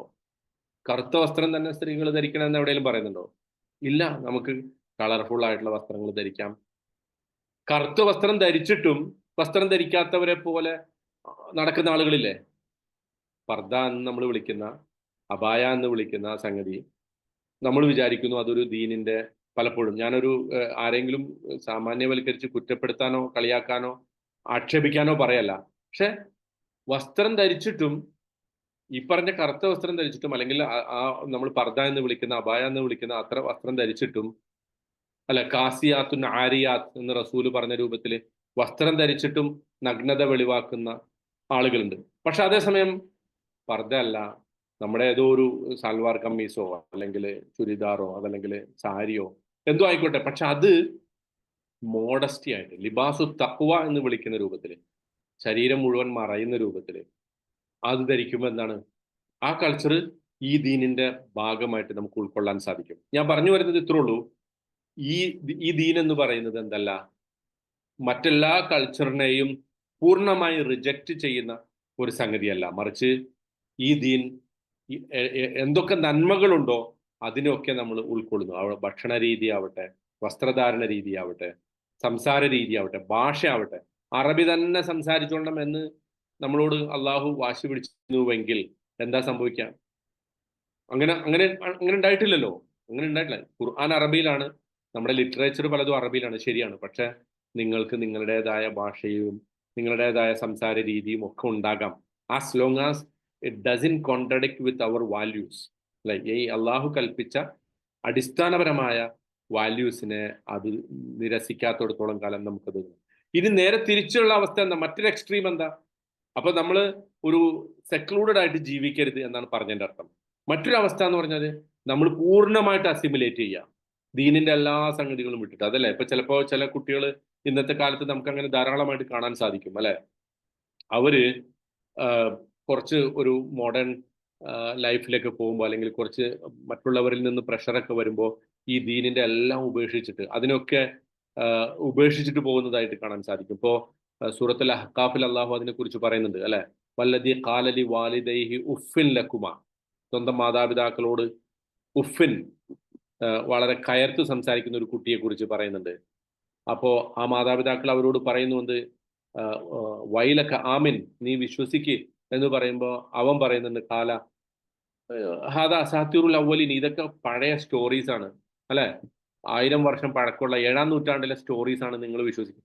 ഇപ്പൊ നോക്കൂ, അതേ വാചകം തന്നെയല്ലേ ഇപ്പോഴത്തെ കാലത്ത് പല കുട്ടികളും, മുസ്ലിം സമുദായത്തിൽ പറഞ്ഞ കുട്ടികൾ ഇപ്പൊ പറഞ്ഞുകൊണ്ടിരിക്കുന്നത്. അതിന്റെ ഒരു അടിസ്ഥാനപരമായ കാരണം എന്താ? ഈ കൺസെപ്റ്റ് നമ്മുടെ ദീനിന്റെ എന്താ, ഇങ്ങോട്ടാണോ? നമ്മുടെ ദീനിന്റെ ഈ വികാസക്ഷമതയെക്കുറിച്ച്, അല്ലെങ്കിൽ ഈ ഒരു അസിമുലേറ്റിംഗ് പവറിനെ കുറിച്ചുള്ള നമ്മുടെ തെറ്റിദ്ധാരണകൾ, അതാണ് ശരിക്കും പലപ്പോഴും ആളുകളെ നയിക്കുന്നത് എന്നുള്ളതാണ്. അപ്പോൾ ഞാൻ പറഞ്ഞു വരുന്നത്, ഇസ്ലാം ഉപേക്ഷിച്ചിട്ട് വേണ്ട നമുക്കൊരു സമൂഹത്തിൽ ജീവിക്കാൻ. നമുക്ക് നമ്മുടെ ദീനിന്റെ അടിസ്ഥാന തത്വങ്ങളെ മുറുകെ പിടിച്ചുകൊണ്ട് തന്നെ നമുക്ക് ജീവിക്കാൻ സാധിക്കണം. ആ ജീവിക്കുമ്പോൾ നമ്മൾ പറയാൻ സാധിക്കണം, നമുക്ക് ഹാദിഹി സബീലി, ഇതാണ് എൻ്റെ വഴി. എൻ്റെ വഴി എന്നുള്ളത് ഉറപ്പിച്ച് പറയാൻ സാധിക്കണം. അതൊരു അഭിമാനബോധത്തോടു കൂടി പറയാൻ സാധിക്കണം. We take pride in being a Muslim, അല്ലെ? വമൻ അഹ്സനു ഖൗലൻ മിമ്മൻ ദഅ ഇലല്ലാഹി വഅമില സ്വാലിഹൻ വഖാല ഇന്നനി മിനൽ മുസ്ലിമീൻ. ആരാണ് ഏറ്റവും നല്ല വർത്തമാനം പറഞ്ഞത്? അള്ളാഹുവിലേക്ക് ക്ഷണിക്കുകയും സൽക്കർമ്മങ്ങൾ പ്രവർത്തിക്കുകയും ഞാൻ മുസ്ലിങ്ങളിൽപ്പെട്ടവനാണെന്ന് പ്രഖ്യാപിക്കുകയും ചെയ്തവനേക്കാൾ വലിയ വാക്ക്, ഏറ്റവും നല്ല വാക്ക് പറഞ്ഞവൻ ആരാണുള്ളത്? അപ്പോൾ മറ്റ് സംസ്കാരങ്ങളുമായിട്ടുള്ള, മറ്റ് സിവിലൈസേഷനുകളുമായിട്ടുള്ള നമ്മളുടെ ആദാന പ്രദാനങ്ങളിൽ, കൊടുക്കൽ വാങ്ങലുകളിൽ ദീനിന്റെ അടിസ്ഥാനങ്ങൾ ചോരാതെ ഈ ദീനിൽ ഉറച്ചു നിന്നുകൊണ്ട് എന്നാൽ അവയിലെ നല്ലത് സ്വീകരിക്കുന്ന ഒരു അവസ്ഥയിലേക്ക് നമുക്ക് വരാൻ സാധിക്കണം. അതാണ് ഈ പറഞ്ഞതിന്റെ അർത്ഥം. അത് വളരെ അഭിമാനബോധത്തോടു കൂടി നമ്മൾ പറയാൻ സാധിക്കണം. അതാണ് ഹാദിഹി സബീലി എന്ന് പറഞ്ഞാൽ അതിന്റെ അർത്ഥം, കേട്ടാ. ഇനി രണ്ടാമത് പറയുന്നത് എന്താ? അദുഉ ഇലല്ലാഹ്, ഇതെന്റെ വഴിയാണെന്ന് പറഞ്ഞിട്ട് റസൂല് പറയാണ് അദ്ഉ ഇലല്ലാ, ഞാൻ അള്ളാഹുവിലേക്ക് ക്ഷണിക്കുന്നു എന്ന് പറഞ്ഞാൽ ഞാൻ ഈ പാതയെ പിൻപറ്റുക മാത്രമല്ല ചെയ്യുന്നത്, മറിച്ച് ഈ പാതയിലേക്ക് ഞാൻ നിങ്ങളെ ഒക്കെ ക്ഷണിക്കുന്നു. നിങ്ങളെ എന്ന് ഇവിടെ പറഞ്ഞിട്ടില്ല അല്ലെ, അദ്ഉക്കും എന്ന് പറഞ്ഞിട്ടില്ല, മറിച്ച് അദ്ഉ ഇലല്ലാ എന്ന് പറഞ്ഞിട്ടുള്ളൂ. ഞാൻ ഈ പാതയിലേക്ക് ക്ഷണിക്കുന്നു എന്ന് പറഞ്ഞാൽ അതിന്റെ അർത്ഥം അന്ന് നിലവിലുണ്ടായിരുന്ന ആളുകളെ ക്ഷണിച്ചത് കൊണ്ട് പല പല കാര്യം ഉണ്ടായിട്ടില്ല. നിലവിൽ അവരൊക്കെ നിഷേധിക്കുന്ന ആളുകളാണ്. പക്ഷെ ഞാൻ ഈ ക്ഷണിച്ച ആളുകൾ പിന്നീട്, അല്ലെങ്കിൽ നിങ്ങളുടെയൊക്കെ ഒരു തലമുറ, ഇപ്പൊ തായിഫിൽ പോയപ്പോ റസൂലിന് എന്താ ഉണ്ടായത്? തായിഫിലെ ആളുകൾ റസൂലിനെ കല്ലെറിഞ്ഞ് ഓടിച്ചു. അപ്പോ അവരെ ശിക്ഷിക്കാൻ വേണ്ടി വന്ന മലക്കുകളോട്, അല്ല, പർവ്വതത്തിന്റെ മലക്കുകളോട് റസൂല് പറഞ്ഞെന്താ? അവരെ ശിക്ഷിക്കണ്ട, കാരണം ഇവരുടെ തലമുറ, ഇവരുടെ മക്കൾ, ആ മക്കളുടെ മക്കൾ എന്നിൽ വിശ്വസിച്ചെങ്കിലോ? പിന്നീട് അതാണല്ലോ സംഭവിക്കുന്നത്. അപ്പോ റസൂല് നോട് അള്ളാഹു കൽപ്പിക്കാണ്, ഹാദിഹി സബീലി, ഇതാണ് എൻ്റെ വഴി, ഉറച്ചു പ്രഖ്യാപിക്കുക, ഇതാണ് ഞാൻ പിൻപറ്റുന്ന വഴി. അദ്ഉ ഇലല്ലാ, ഞാൻ ആരിലേക്കാണ് ക്ഷണിക്കുന്നത്? അള്ളാഹുവിലേക്കാണ് ക്ഷണിക്കുന്നത്. അതിന്റെ അർത്ഥം എന്താ? ഈ വഴി, ഈ പാത അന്തിമമായി എത്തിച്ചേരുന്നത്, അതിന്റെ ഡെസ്റ്റിനേഷൻ എവിടേക്കാണ്? അള്ളാഹുവിലേക്കാണ്. ഈ പാത പോകുന്നത്, ഈ പാതയുടെ അങ്ങേ അറ്റം എത്തി നിൽക്കുന്നത് അള്ളാഹുവിലാണ്. ആ അള്ളാഹുവിലേക്കുള്ള ഒരു യാത്രയിലാണ് ഞാനുള്ളത്. മൈ ജേണീസ് ഡെസ്റ്റിനേഷൻ ഈസ് അള്ളാഹ് അല്ലെ. എൻ്റെ യാത്രയുടെ, എൻ്റെ ഈ പാതയുടെ ലക്ഷ്യം അള്ളാഹുവാണ്. ശരിക്ക് വളരെ ഇൻട്രസ്റ്റിംഗ് ആയിട്ടുള്ള ഒരു സംഗതി ഇതിൻ്റെ അകത്തുണ്ട് അല്ലെ. നമ്മൾ ആരെങ്കിലും ഒരു സെബീല്, ഒരു ഒരു ഒരു പാതയിലേക്ക് ക്ഷണിക്കുമോ? ഒരു പാതയിലേക്കല്ലല്ലോ ക്ഷണിക്കുക അല്ലെ. ഇപ്പൊ ഞാൻ എൻ്റെ വീട്ടിലേക്ക് ഒരാളെ ക്ഷണിക്കുമ്പോൾ ഞാൻ പറയോ നിങ്ങൾ എൻ്റെ വീട്ടിലേക്കുള്ള വഴിയിലേക്ക് വരണമെന്ന് പറയോ? അങ്ങനെയല്ലോ പറയാ. പിന്നെ എങ്ങനെ പറയാ? എൻ്റെ വീട്ടിലേക്ക് വരണമെന്നല്ലേ പറയാ അല്ലെ. ഇന്ന സ്ഥലത്ത് വരണമെന്നല്ലേ പറയാ. ആ സ്ഥലത്തേക്കുള്ള വഴിയിലേക്ക് വരാൻ പറയോ? ഇല്ല. പക്ഷെ അള്ളാഹു ഇവിടെ വിശ്വാസികളോട് പലപ്പോഴും അല്ലെ, ഉദ്ഉ ഇലാ സബീലി റബ്ബിക ബിൽ ഹിക്മത്തി വൽ മൗഇദത്തിൽ ഹസന, സൂറത്തുൽ നഹ്ലിൽ അള്ളാഹു പറയുന്നുണ്ട്, നീ നിന്റെ രക്ഷിതാവിന്റെ വഴിയിലേക്ക് ക്ഷണിക്കുക. അതിന്റെ അർത്ഥം എന്താന്ന് വെച്ചാല് നമ്മളെല്ലാവരും ഒരു യാത്രയിലാണ്. ആ യാത്ര അന്തിമമായിട്ട് എങ്ങോട്ടാ? ആ പാത, ആ വഴി എങ്ങോട്ടാ? അള്ളാഹുവിലേക്കാണ് നമ്മളെ എത്തിക്കുക. ആ വഴിയിൽ നമ്മളിൽ ചിലര് ആ വഴിയിൽ നല്ല 120 കിലോമീറ്റർ സ്പീഡിലായിരിക്കും പോകുന്നുണ്ടാവുക ചിലര്. വേറെ ചിലർ 80 കിലോമീറ്റർ സ്പീഡിലായിരിക്കും. വേറെ ചിലർ 40 കിലോമീറ്റർ സ്പീഡിലായിരിക്കും. വേറെ ചിലർ എഴഞ്ഞെഴിഞ്ഞിട്ടാ പോകലുണ്ടാവുക. പക്ഷേ നമ്മളെല്ലാവരും ആ വഴിയിലാണെങ്കിൽ നമ്മുടെ സ്പീഡ് പ്രശ്നമല്ല. എന്ന് പറഞ്ഞാൽ എൻ്റെ അർത്ഥം നമുക്ക് നല്ല വിവരം അള്ളാഹുവിനെ കുറിച്ചുണ്ട്. ചിലപ്പോൾ ഒരാൾക്ക് അങ്ങനെ ഉണ്ടാവാം. വേറെ ചില ആളുകൾക്ക് അത്ര വിവരമൊന്നും ഉണ്ടാവില്ല. ഖുർആൻ അവർക്ക് തപ്പിത്തടഞ്ഞേ വായിക്കാൻ പറ്റുള്ളൂ. ഹദീസുകൾ അവർക്ക് മനപ്പാഠം ഉണ്ടായിക്കൊള്ളുന്നില്ല. പക്ഷേ ആ വഴിയിലാണ് അവരെങ്കിൽ, അള്ളാഹുവിലേക്കുള്ള വഴിയിൽ അവർ ചേർന്നിട്ടുണ്ടെങ്കിൽ അത് മതി അള്ളാഹുവിന്. മനസ്സിലായോ? നിങ്ങൾക്ക് ഇത്ര ഒരു ഡിഗ്രി ഖുർആൻ, അല്ലെങ്കിൽ ഇത്ര ഗ്രേഡ് ഖുർആൻ പാരായണം ചെയ്യാൻ പറ്റിയാലേ നിങ്ങൾ അള്ളാഹുവിന്റെ വഴിയിലാവുള്ളൂ എന്ന് അള്ളാഹു കൽപ്പിച്ചിട്ടില്ല. മറിച്ച് നിങ്ങൾ അള്ളാഹുവിലേക്ക് നിങ്ങളെ നയിക്കുന്ന വഴിയിലേക്കാണെങ്കിൽ നിങ്ങളെ സംബന്ധിച്ചിടത്തോളം നിങ്ങൾ രക്ഷപ്പെട്ട വിഭാഗമാണ്. അതാണ് ഏറ്റവും പ്രധാനം ഇതിനകത്ത്. അപ്പോൾ ഈ വഴി കാണിച്ചു കൊടുത്തുകൊണ്ട് റസൂലിനോടും നമ്മളോടും അള്ളാഹു കൽപ്പിക്കാൻ പറയാണ്, നമ്മളോട് കൽപ്പിക്കാണ്, അദ്ഉ ഇലല്ലാ, ഈ വഴി എങ്ങോട്ടാണ് നമ്മളെ എത്തിക്കുന്നത്? അള്ളാഹുവിലേക്കാണ്. നമ്മൾ വളരെ അഭിമാനത്തോടു കൂടി, വളരെ ഒരു പ്രൈഡോടുകൂടി, യാതൊരു സങ്കോചവുമില്ലാതെ, യാതൊരു ലജ്ജയുമില്ലാതെ ഈ ദീനിന്റെ കാര്യത്തിൽ എല്ലാ അർത്ഥത്തിലുമുള്ള ഒരു അഭിമാന ബോധം നമ്മൾ സൂക്ഷിച്ചുകൊണ്ട് നമ്മൾ പറയാണ്, ഇത് അള്ളാഹുവിന്റെ വഴിയാണ്, അതിലേക്കാണ് ഞാൻ നിങ്ങളെ ക്ഷണിക്കുന്നത്. അപ്പൊ നമുക്ക് ശരിക്കും ഇങ്ങനെ അള്ളാഹുവിലേക്ക് ക്ഷണിക്കുമ്പോൾ സാധാരണഗതിയിൽ സംഭവിക്കുക എന്താ? ആളുകൾ ഒറ്റപ്പെടുത്തും അല്ലെ. ദീനിലേക്ക് ക്ഷണിക്കുന്ന ആളുകളെ ഒറ്റപ്പെടുത്തുന്ന ഒരു ചരിത്രമാണ് ഖുർആൻ പറഞ്ഞിരുന്നത്. ഇപ്പൊ ഉദാഹരണത്തിന് സാലിഹ് നബിയെ നോക്കൂ. സാലിഹ് നബിയെ കുറിച്ച് പറയുന്ന ഒരു വാചകമുണ്ട്. അത് വളരെ സുപ്രധാനമായ ഒരു സംഗതിയാണ്. സാലിഹ് നബീനെ ശരിക്കും അന്നത്തെ ജനത, അതായത് ഇന്നിപ്പോ ഇപ്പം ലീഡറാക്കാൻ വേണ്ടി ഒരാളെ തീരുമാനിച്ചു കഴിഞ്ഞാൽ അയാളെ വലിയ യൂണിവേഴ്സിറ്റികളിൽ വിടും അല്ലെ. ഹാർവാർഡ് യൂണിവേഴ്സിറ്റി അല്ലെങ്കിൽ സാൻഹേഴ്സ്റ്റ് മിലിറ്ററി അക്കാഡമി, പ്രത്യേകിച്ച് ഈ ഗൾഫ് നാടുകളിൽ നിന്നൊക്കെയുള്ള ലീഡേഴ്സിനെ അങ്ങനെയാണ് ഗ്രൂം ചെയ്യുക. ഇപ്പോ അമേരിക്കയിലൊക്കെ പ്രസിഡന്റ് ഇപ്പോ ട്രംപിന് അദ്ദേഹത്തിന്റെ 38ാമത്തെ വയസ്സിൽ നടത്തിയ ഒരു ഇന്റർവ്യൂവിനെ കുറിച്ച്, ഓപ്ര വിൻഫ്രിയുമായിട്ട് നടത്തിയ ഒരു ഇന്റർവ്യൂവിനെ കുറിച്ച് ഈ അടുത്ത് വാർത്ത വന്നിരുന്നു. അന്നു മുതലേ അമേരിക്കൻ പ്രസിഡന്റ് ആകാൻ വേണ്ടി ഗ്രൂം ചെയ്ത ആളുകളാണ് ഇവരൊക്കെ. ഇതുപോലെയാണ് സാലിഹ് നബിയെ അവർ കണ്ടിരുന്നത്. അല്ലെ, യാ സാലിഹു ഖദ് കുന്ത ഫീന മർജുവൻ. സാലിഹെ, നീ ഞങ്ങളുടെ കൂട്ടത്തിൽ വളരെ പ്രതീക്ഷയുള്ള ആളായിരുന്നു. ഈ സമുദായത്തിന്റെ നേതൃത്വം നീ ഏറ്റെടുക്കും, ഒരു പ്രസിഡന്റ് ആകും എന്നൊക്കെ ഞങ്ങൾ പ്രതീക്ഷിച്ചിരുന്ന ആളാണ്. കബലഹാദ, ഇതിനു മുമ്പ്. അതായത് നീ ഈ അള്ളാഹുവിലേക്ക് ക്ഷണിക്കുന്ന ഈ ഒരു അവസ്ഥ നിനക്ക് വന്നു ചേരുന്നതിന് മുമ്പ് നീ ഞങ്ങളുടെ കൂട്ടത്തിൽ വലിയ പ്രതീക്ഷയുള്ള ആളായിരുന്നു. പക്ഷെ ഇപ്പൊ എന്താ സംഭവിച്ചത്? ഇപ്പൊ നിന്നിലുള്ള എല്ലാ പ്രതീക്ഷയും നഷ്ടപ്പെട്ടു. കാരണം എന്താ? നീ അള്ളാഹുവിന്റെ മാർഗത്തിലുള്ളത്. തൻഹാന അൻ നഅബുദമായ അബുദു അബാഉന, ഞങ്ങളുടെ പിതാക്കന്മാരൊക്കെ ബഹുമാനപൂർവ്വം കണ്ടിരുന്ന ആ ദൈവങ്ങളെ അതിനൊക്കെ വിട്ടിട്ട് നീ ഇപ്പൊ അള്ളാഹുവിനെ മാത്രം ഇബാദത്ത് ചെയ്യുന്ന, അല്ലെങ്കിൽ അള്ളാഹുവിലേക്ക് മാത്രം ക്ഷണിക്കുന്ന ഒരാളായിട്ട് മാറിയിരിക്കുന്നു. അപ്പൊ ഈ ഈ ഈ വഴിയിൽ ഒറ്റപ്പെട്ട് ആളുകൾ പോകും, അല്ലെങ്കിൽ അത് നമ്മൾ കൈക്കൊള്ളുമ്പോൾ, ആ വഴി കൈക്കൊള്ളുമ്പോൾ ആളുകൾക്ക് നമ്മളിൽ പ്രതീക്ഷ നഷ്ടപ്പെട്ട അവസ്ഥ ഉണ്ടാകും. അത് പ്രത്യേകിച്ച് നമ്മളോട് ഏറ്റവും ക്ലോസ് ആയിട്ടുള്ള ആളുകൾക്ക് അങ്ങനത്തെ പ്രതീക്ഷ നഷ്ടപ്പെട്ട അവസ്ഥ ഉണ്ടാകും. പക്ഷെ അവിടെ നമ്മൾ മനസ്സിലാക്കേണ്ടത് ആ വഴിയാണ്. ഇപ്പൊ നോക്കൂ, നമ്മുടെ കൂട്ടത്തിൽ ഒരാള് ദീനിന്റെ അതുവരെ നല്ല പിന്നെ അടിച്ചു പൊളിച്ച് നടന്ന ഒരാള് അള്ളാഹുവിന്റെ ദീനിലേക്ക് വരുമ്പോ സ്വാഭാവികമായിട്ടും ഇപ്പോഴത്തെ കാലത്ത് പ്രത്യേകിച്ച് നമ്മുടെ സമുദായത്തിലും സമൂഹത്തിലും ഒക്കെ ഉള്ള ആളുകൾ പറയുന്നത് അവൻ എത്ര നന്നായിട്ട് ജീവിച്ചിരുന്ന ആളാണ്, ഇപ്പൊ കണ്ട വളരെ എന്താ പറയാ, ഒരു ഒരു ഒരു ഒരു ഒറ്റപ്പെട്ട ഒരു ജീവിതം നയിക്കുന്നു. അല്ലെങ്കിൽ അങ്ങനെ ശരിക്കും വാസ്തവത്തിൽ ദീനിൽ വന്നതുകൊണ്ട് അങ്ങനെ ഒറ്റപ്പെട്ട ജീവിതം നയിക്കണമെന്നല്ല, മറിച്ച് അവരെ കുറിച്ച് ആളുകൾ ഏറ്റവും പ്രത്യേകിച്ച് അടുത്ത ബന്ധുക്കൾ തന്നെ അതിനെക്കുറിച്ച് പറഞ്ഞു തുടങ്ങുന്നു. ഒരു പിന്നെ അല്ലെ, ഒരു ഡിസ്ട്രെസ്ഫുൾ ആയിട്ടുള്ള ഒരു ജീവിതമാണ് അവൻ ജീവിക്കുന്നത്. അപ്പൊ ഇവിടെയാണ് ഈ ദീനിന്റെ ഏറ്റവും പ്രധാനപ്പെട്ട ഒരു പ്രൈഡ് നമുക്ക് വെളിവാക്കേണ്ടത്. അള്ളാഹുവിന്റെ ദീനിനെ കൈക്കൊള്ളുന്നില്ല, അതിനെ മുറുകെ പിടിക്കുന്നതിലുള്ള നമ്മുടെ അഭിമാന ബോധം ശരിക്കും പ്രകടമാകേണ്ടത് അവിടെയാണ്. അപ്പൊ ഇവിടെ റസൂലിനോട് അള്ളാഹു പറയാൻ കൽപ്പിക്കുന്നത് അതാണ്, ഇതെന്റെ വഴിയാണ്, ഞാൻ ഈ വഴിയിൽ ഉറച്ചു നിൽക്കുന്നു, അള്ളാഹു ഇത് അവന്റെ വഴിയായിട്ട് പ്രഖ്യാപിച്ചിരിക്കുന്നു, അതുകൊണ്ട് തന്നെ ഈ വഴി നിങ്ങളും സ്വീകരിക്കണം എന്ന അർത്ഥത്തിൽ റസൂലിനോട് അള്ളാഹു കൽപ്പിക്കാം. ഓക്കെ, ഇനി അദ്ഉ ഇലല്ലാഹി അലാ ബസീറത്തിൻ, ഇവിടെ പറയുന്ന ഏറ്റവും സുപ്രധാനമായിട്ടുള്ള ഒരു സംഗതിയാണ് അലാ ബസീറത്ത്. എന്താണ് ഈ ബസീറത്ത് എന്ന് പറഞ്ഞാൽ? ബസീറത്ത് എന്ന് പറഞ്ഞാൽ ശരിക്കും ഒരു ഉൾക്കാഴ്ച. അതിനെക്കുറിച്ച് പിന്നെ പണ്ഡിതന്മാർ പറഞ്ഞിട്ടുള്ളത് അത് ഒരു clear vision, clear and convincing vision എന്ന അർത്ഥത്തിലാണ്. വളരെ വ്യക്തവും നമുക്ക് ബോധ്യപ്പെടുന്നതുമായിട്ടുള്ള ഒരു ഒരു ഒരു ഉൾക്കാഴ്ച, ഒരു കൃത്യമായ കാഴ്ചപ്പാട്, അതിന്റെ അടിസ്ഥാനത്തിലാണ് ഞാൻ വിളിക്കുന്നത്. എന്ന് പറഞ്ഞാൽ അള്ളാഹുവിന്റെ ദീനിലേക്ക് ഏതെങ്കിലും ചില്ലറമായിട്ടുള്ള എന്തെങ്കിലും ഒരു താല്പര്യത്തിന്റെ പുറത്തോ, ഒരു ഫീൽ ഗുഡിന്റെ പുറത്തോ, ഒരു ആത്മീയമായ ഒരു ചൈതന്യം കിട്ടാൻ വേണ്ടിയിട്ടോ അങ്ങനെയല്ല വിളിക്കുന്നത്. മറിച്ച് കൃത്യമായ ഉൾക്കാഴ്ച എനിക്കുണ്ട്, ബസീറത്ത്.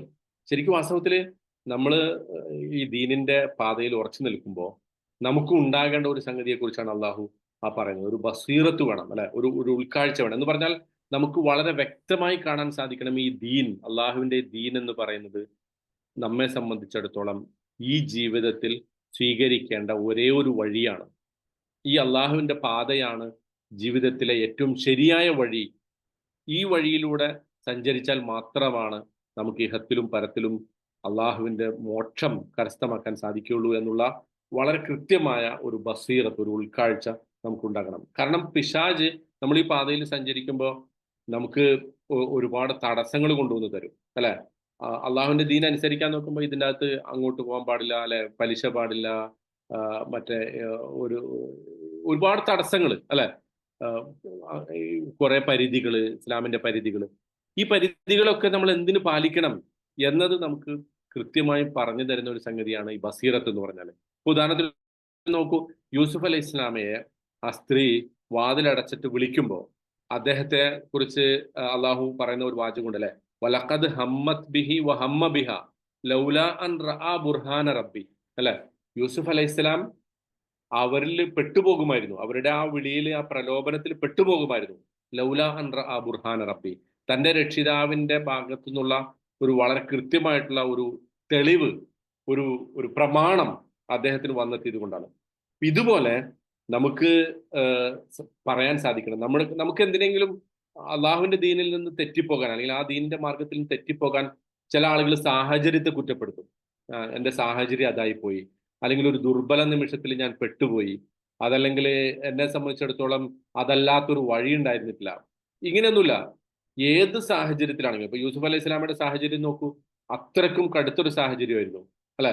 പക്ഷെ ആ സാഹചര്യത്തിൽ പോലും അള്ളാഹുവിനെ കുറിച്ചുള്ള ഒരു കൃത്യമായ ഉൾക്കാഴ്ച അദ്ദേഹത്തിന് ഉണ്ടായതുകൊണ്ട് അദ്ദേഹത്തിന് പിടിച്ചു നിൽക്കാൻ സാധിച്ചു. അതുപോലെ ജീവിതത്തിൽ ഏത് സാഹചര്യങ്ങളിലായാലും ഏത് ഏത് പരിതസ്ഥിതികളിലായാലും ഏതേത് പ്രലോഭനങ്ങൾ നമുക്ക് ചുറ്റും വന്നാലും അതിനൊക്കെ മറികടന്നുകൊണ്ട് നമുക്ക് പറയാൻ സാധിക്കണം, ഇത് അള്ളാഹുവിന്റെ വഴിയാണ്. ഈ വഴി ഞാൻ ഉൾക്കൊണ്ടിട്ടുള്ളത് അല്ലെങ്കിൽ ഈ വഴി ഞാൻ സ്വീകരിച്ചിട്ടുള്ളത് വളരെ കൃത്യമായ തെളിവുകളുടെ അടിസ്ഥാനത്തിലാണ്, ബസീറത്തിന്റെ അടിസ്ഥാനത്തിലാണ്. ആ ബസീറത്ത് നമുക്കും പിന്നെ പിൻപറ്റാൻ സാധിക്കണം, നമ്മുടെ മക്കൾക്കും അത് പറഞ്ഞു കൊടുക്കാൻ സാധിക്കണം. അതിനെക്കുറിച്ച് ഈ പിന്നെ ഇതിന്റെ തഫ്സീറുകളിൽ പറയുന്നത് ബസീറത്ത് എന്ന് പറഞ്ഞാൽ അൽ ഹുജ്ജത്തുൽ വാളിഹ, ക്ലിയർ ആൻഡ് കൺവിൻസിങ്. ഇതൊരു ഒരു മിസ്റ്ററി അല്ല അല്ലെ. ഈ ദീൻ എന്ന് പറയുന്നത് ഒരു നിഗൂഢതയല്ല, മറിച്ച് വളരെ വ്യക്തമായ ഒരു സംഗതി. അതുപോലെ ബി ബസീറത്ത് എന്ന് പറയുന്നതിന് പകരം അലാ ബസീറത്ത് എന്നാണ് പറഞ്ഞത്. അതിന്റെ അർത്ഥം അന്നഹു ഖായിമുൻ അലാ ബസീറത്തി. അതിന്റെ അർത്ഥം വളരെ വ്യക്തമായ സുവ്യക്തമായ തെളിവുകളുടെ അടിസ്ഥാനത്തിൽ നിലകൊണ്ടിട്ടാണ് ഞാൻ ഈ ദീനിലേക്ക്, അള്ളാഹുവിന്റെ മാർഗത്തിലേക്ക് ആളുകളെ വിളിക്കുന്നത് എന്നുള്ളതാണ്. സാഹിബുൽ ഹുജ്ജ, കൃത്യമായ തെളിവുണ്ട് എന്നുള്ളതാണ്.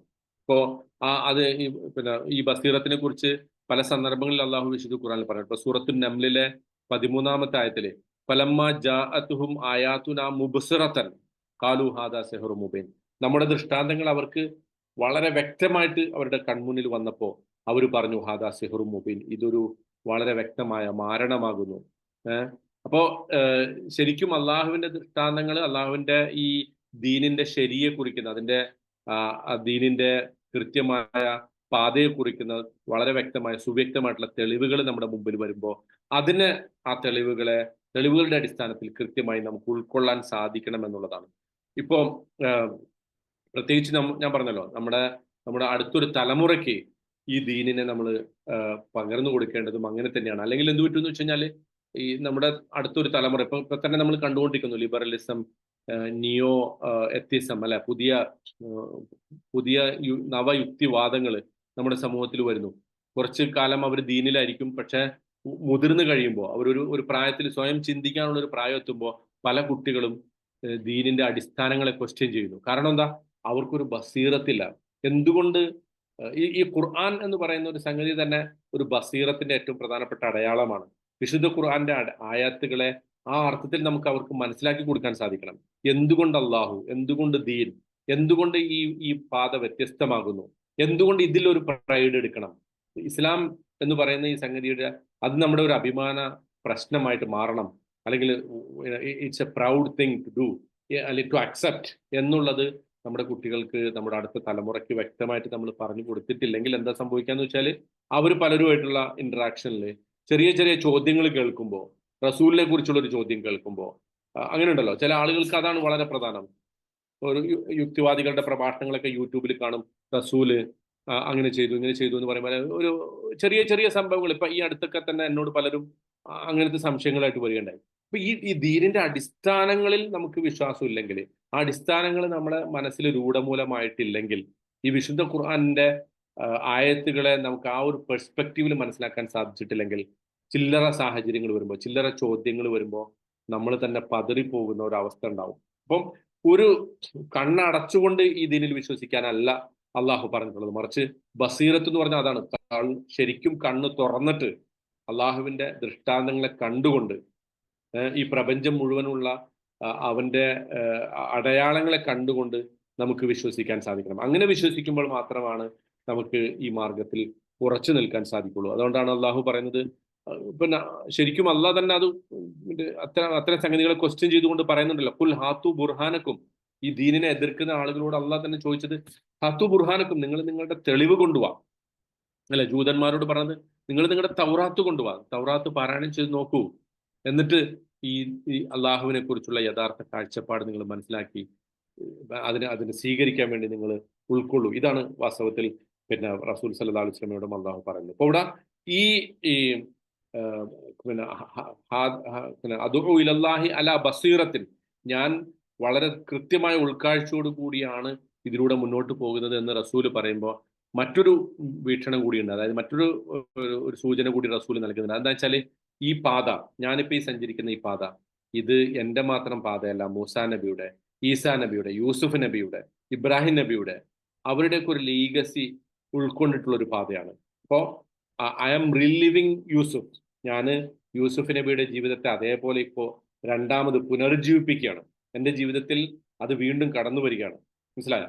ആ ഒരു ബസീറത്തിനെ കുറിച്ചാണ് ഇവിടെ പറയുന്നത് കേട്ടോ. ഓക്കെ, ഇനി ഞാൻ നേരത്തെ പറഞ്ഞു ഈ സെന്റൻസ് രണ്ട് രൂപത്തിൽ വായിക്കാം അല്ലെ. അദുഉ ഇലല്ലാ അല്ലെ, ഖുൽ ഹാദിഹി സബീലി അദുഉ ഇലല്ലാ, പറയുക ഇതാണ് എൻ്റെ വഴി, അദുഉ ഇലല്ലാ, എന്നിട്ട് അവിടെ നിർത്താം.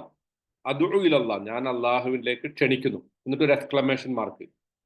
അതുകൊണ്ടാണ് മുസ്തഫിൽ അവിടെ ജീം ഉള്ളത്. എന്നിട്ട് അലാ ബസീറത്തിൻ എന്നത് അടുത്ത സെന്റൻസ്. അലാ ബസീറത്തിൻ അനവമനിത്തബഅനി, ഞാനും എന്നെ പിൻപറ്റിയവരും വളരെ വ്യക്തമായ ഉൾക്കാഴ്ചയിലാണ് നിലകൊള്ളുന്നത്. അപ്പൊ അദ്ഉ എന്നതുമായിട്ട് ഈ അലാ ബസീറത്തിനെ ബന്ധിച്ചു കൊള്ളണം എന്ന് നിർബന്ധമില്ല എന്നർത്ഥം. രണ്ടായാലും പിന്നെ മീനിങ്ങിൽ ചെറിയ വ്യത്യാസമുള്ളൂ. അതെന്താന്ന് വെച്ചാൽ ആദ്യത്തില് അദ്ഉ ഇലല്ലാഹി അലാ ബസീറത്തിൻ എന്ന് പറയുമ്പോൾ ഞാൻ അള്ളാഹുവിലേക്ക് ക്ഷണിക്കുന്നത് തികഞ്ഞ ഉൾക്കാഴ്ചയോട് കൂടിയാണ് എന്ന് വരും. അതേസമയം അദ്ഉ ഇലല്ലാഹ് എന്ന് നിർത്തിയിട്ട് അലാ ബസീറത്തിൻ എന്ന് നമ്മൾ രണ്ടാമതൊരു സെന്റൻസ് ആയിട്ട് വായിക്കുമ്പോൾ അതിന്റെ അർത്ഥം അലാ ബസീറത്തിൻ അനവമനിത്തബഅനി, ഞാനും എന്നെ പിൻപറ്റിയ ആളുകളും വളരെ വ്യക്തമായ ഉൾക്കാഴ്ചയിൽ ജീവിച്ചുകൊണ്ടിരിക്കുന്നു എന്ന അർത്ഥം വരും. മറ്റൊരു അദ്ഉ ഇലല്ലാഹ് എന്നുള്ളത് ആ ക്ഷണിക്കുന്നതുമായിട്ടാണ് അലാ ബസീറത്തിന്റെ ബന്ധം. പക്ഷെ അദ്ഉ ഇലല്ലാഹ് എന്നുള്ളത് സെന്റൻസ് അവിടെ ക്ലോസ് ചെയ്തിട്ട് അടുത്ത സെന്റൻസ് ആയിട്ട് നമ്മൾ ഇതിന് സ്റ്റാർട്ട് ചെയ്യുമ്പോൾ അതിന്റെ അർത്ഥം അലാ ബസീറത്തിൻ അനവമനിത്തബഅനി എന്ന് പറയുമ്പോൾ നമ്മൾ ആ ഒരു കൃത്യമായ ക്ലാരിറ്റിയിൽ ജീവിക്കുന്നു എന്നർത്ഥം വരും. ഇനി ഇവിടെ വേറൊരു സംഗതി, റസൂലിനെ നമ്മൾ പിൻപറ്റുമ്പോൾ, പ്രവാചകൻ സല്ലല്ലാഹു അലൈഹി വസല്ലമയുടെ ഒരു ഹദീസോ അദ്ദേഹത്തിന്റെ ഒരു ജീവിതത്തിന്റെ മാതൃകയോ നമ്മൾ പിൻപറ്റുമ്പോൾ നമുക്ക് ലഭിക്കുന്നത് ഈ ബസീറത്താണ്. മനസ്സിലായോ? ഈ ബസീറത്ത് എന്ന് പറയുന്നത് ഒരു വലിയൊരു സമുദ്രമാണ്.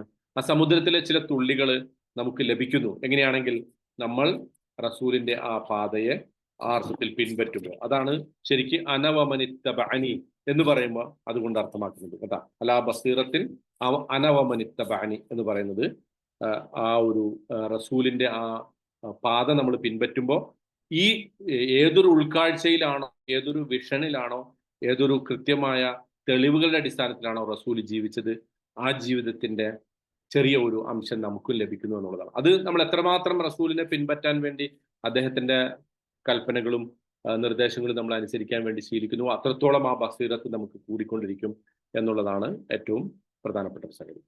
ഇനി ഇതിനകത്ത് കുറച്ചുകൂടി ഉണ്ട്. സുബ്ഹാനല്ലാഹി വമാ അന മിനൽ മുശ്രിക്കീൻ, അതും അതിന്റെ ബാക്കിയും കൂടി നമ്മൾ 109-ാമത്തെ ആയത്ത് കൂടി ഇൻഷാ അള്ളാഹ് നമ്മൾ അടുത്ത ആഴ്ച മനസ്സിലാക്കാം. ഓക്കെ, അപ്പം ഈ ഇതുവരെ പറഞ്ഞതിൽ എന്തെങ്കിലും ഡൗട്ട്സോ അങ്ങനെ വല്ല സംശയങ്ങളൊക്കെ ഉണ്ടെങ്കിൽ ചോദിക്കാം കേട്ടോ. ഉണ്ടോ?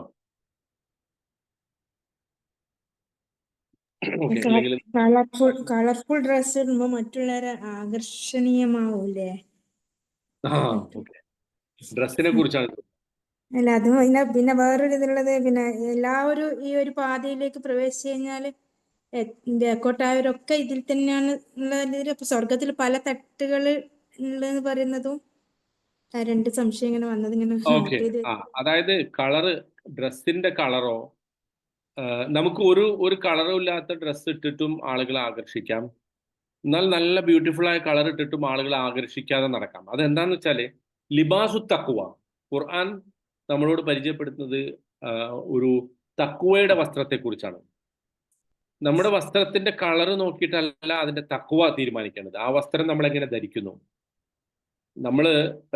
നമ്മുടെ ഒരു മോഡസ്റ്റി എന്ന് പറയുന്ന ഒരു സംഗതി ഉണ്ടല്ലോ, നമ്മുടെ ഒരു പരിശുദ്ധി, ഒരു ചേസ്റ്റിറ്റി, ഒരു പരിശുദ്ധത, ജീവിതത്തിൽ നമ്മൾ പാലിക്കാൻ ആഗ്രഹിക്കുന്ന ജീവിത സൂക്ഷ്മത, ആ സൂക്ഷ്മതയെ പ്രതിനിധാനം ചെയ്യുന്ന ഏത് വസ്ത്രവും നമുക്ക് ധരിക്കാം. ഇപ്പൊ ഞാൻ സ്ത്രീകളെ കുറിച്ചാണ് പറഞ്ഞെങ്കിൽ മുഖവും മുൻകൈയും, അതിനകത്ത് മുഖം മൂടണം എന്ന് വിചാരിക്കുന്ന ആളുകളുണ്ട്. അത്തരം ചർച്ചകളിലേക്ക് ഞാൻ പോകുന്നില്ല. പക്ഷെ ഞാൻ പറഞ്ഞു വരുന്നത്, അവിടെ മറ്റുള്ളവരെ ആകർഷിക്കുക എന്നതാണ് ലക്ഷ്യമെങ്കിൽ നിങ്ങൾക്ക് കളർ ഒരു പ്രശ്നമല്ല. വസ്ത്രം ധരിക്കുന്നത് കളർ കൊണ്ട്, അല്ലെങ്കിൽ നമ്മുടെ ലക്ഷ്യം എന്താണ് വസ്ത്രത്തിന്റെ എന്നുള്ളതാണ് പ്രധാനം.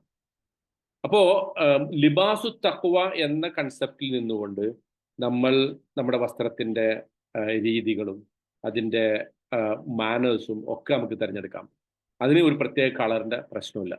അതിൻ്റെ അർത്ഥം എല്ലാ അർത്ഥത്തിലും നമ്മൾ അതിനകത്ത് ഒരുപാട് റിസർച്ച് നടത്തി അതിനകത്ത് ഒരുപാട് അങ്ങനെ അവിടെയാണ് ഈ ലിബാസു തഖ്വ എന്ന ആ ഡെഫിനിഷൻ നമുക്ക് സ്യൂട്ട് ആവുന്നത്.